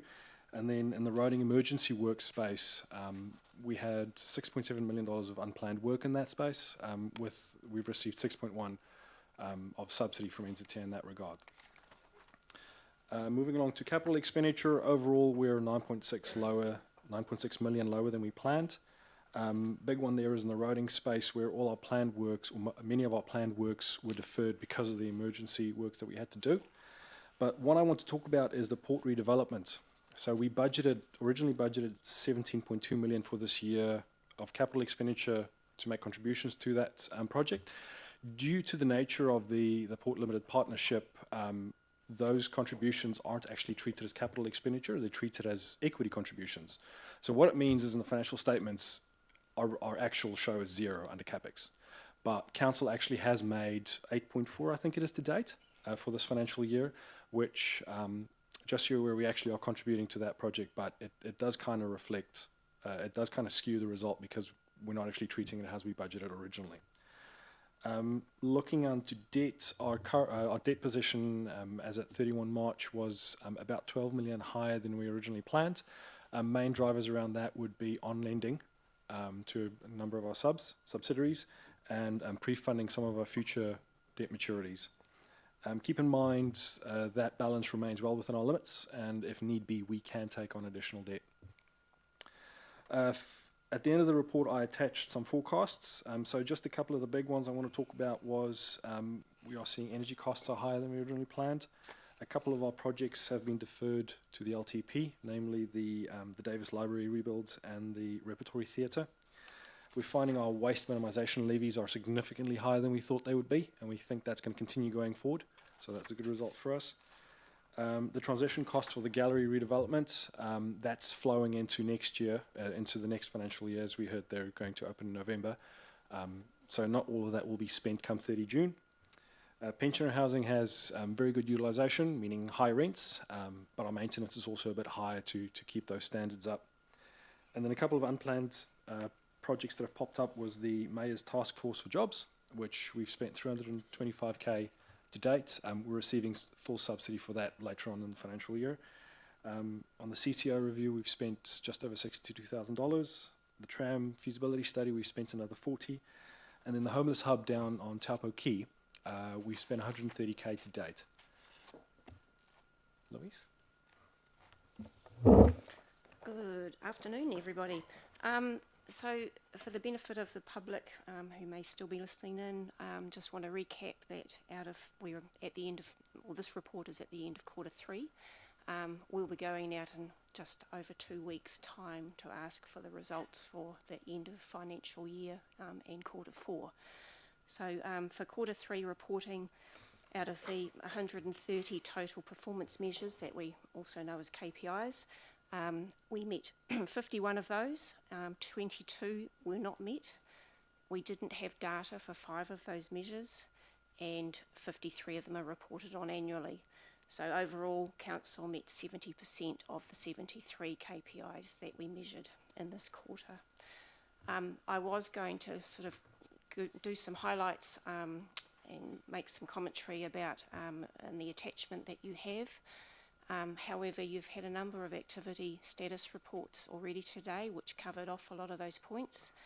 You've had a comprehensive sort of report from the Three Waters team, so Dave is still here to answer any questions you may have on the Three Waters KPIs if needs be.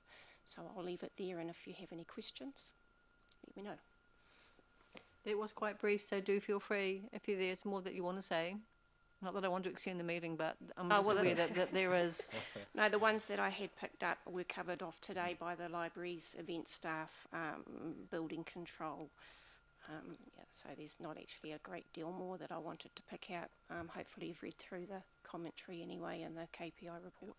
Yeah, because between you, they're both quite big, comprehensive reports. A lot in them, a lot. Do we have any questions? People... Oh, okay. Councillor Rob. Thank you. The waste levy, now, is that a special fund, or is it going into the council's funds? Through Madam Chair, yes, that is ring-fenced in a special fund. A special fund, so it can only be used by the waste activities? That's correct. Activities that qualify per the criteria set up in that special fund. Okay, thank you. Councillor Philippa. Thank you.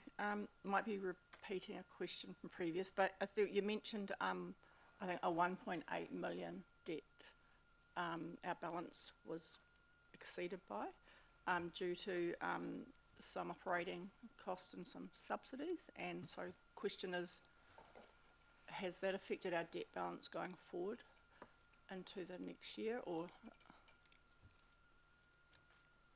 I mean, and our debt balance, and I guess our first year of our LTP again. Through Madam Chair, so we do take these actual results into consideration when we reforecast our opening debt balance in the long-term plan. So we do have confidence in the figures that we've put forward in the current LTP. Okay. In regard to the port, in which you explained that about 8.5 million has been spent of the 17 of CapEx, but that it's treated as equity, not capital. Can you explain, sorry, does that still come into the, how does it affect our debt? Does it still sit in debt as far as, you know, it's still money going out, and can you, or does it kind of something else happened to it. So through Madam Chair, yes, it's cash that we still pay out. It's debt that we still draw down to pay, or more money that we fund to pay down. The difference is it doesn't show up on our profit and loss statement as a operating expense, or it doesn't show on our capital expenditure report as capital expenditure. It basically goes straight to our equity note on the balance sheet as a, off the top of my head, equity contribution to one of our subsidiaries. So it's similar to if council bought an entity. And that's just part of the hold to power. That's how with the whole funding agreement with that project with government, etc. Or Yes. what is the government agency? That's all just how that was all. The financial obligations there. That's how it needs to be. Yeah. To be honest, off the top of my head, I'm not I'm not fully aware of what the full structure looks like. But what I was told is due to the nature of it, it's a partnership that we are in, so it's treated as equity. Okay, I'll leave that one at that. And you mentioned the homeless hub, so it might, that there's been 130,000 of cost year to date at Taupo Key. Just trying to understand that a little bit better. Thank you for that.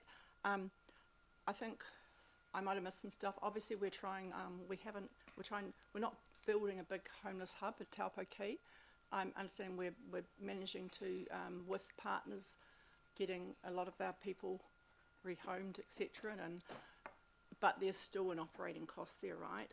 Could you just remind us what was in the budget and compared to this 130, and what have we factored forward into this new operating year, the 24-25 year, for that? Or is there a report that might be coming just to give us a bit more information there? So the homeless hub work was unbudgeted, so we didn't have anything in the budget.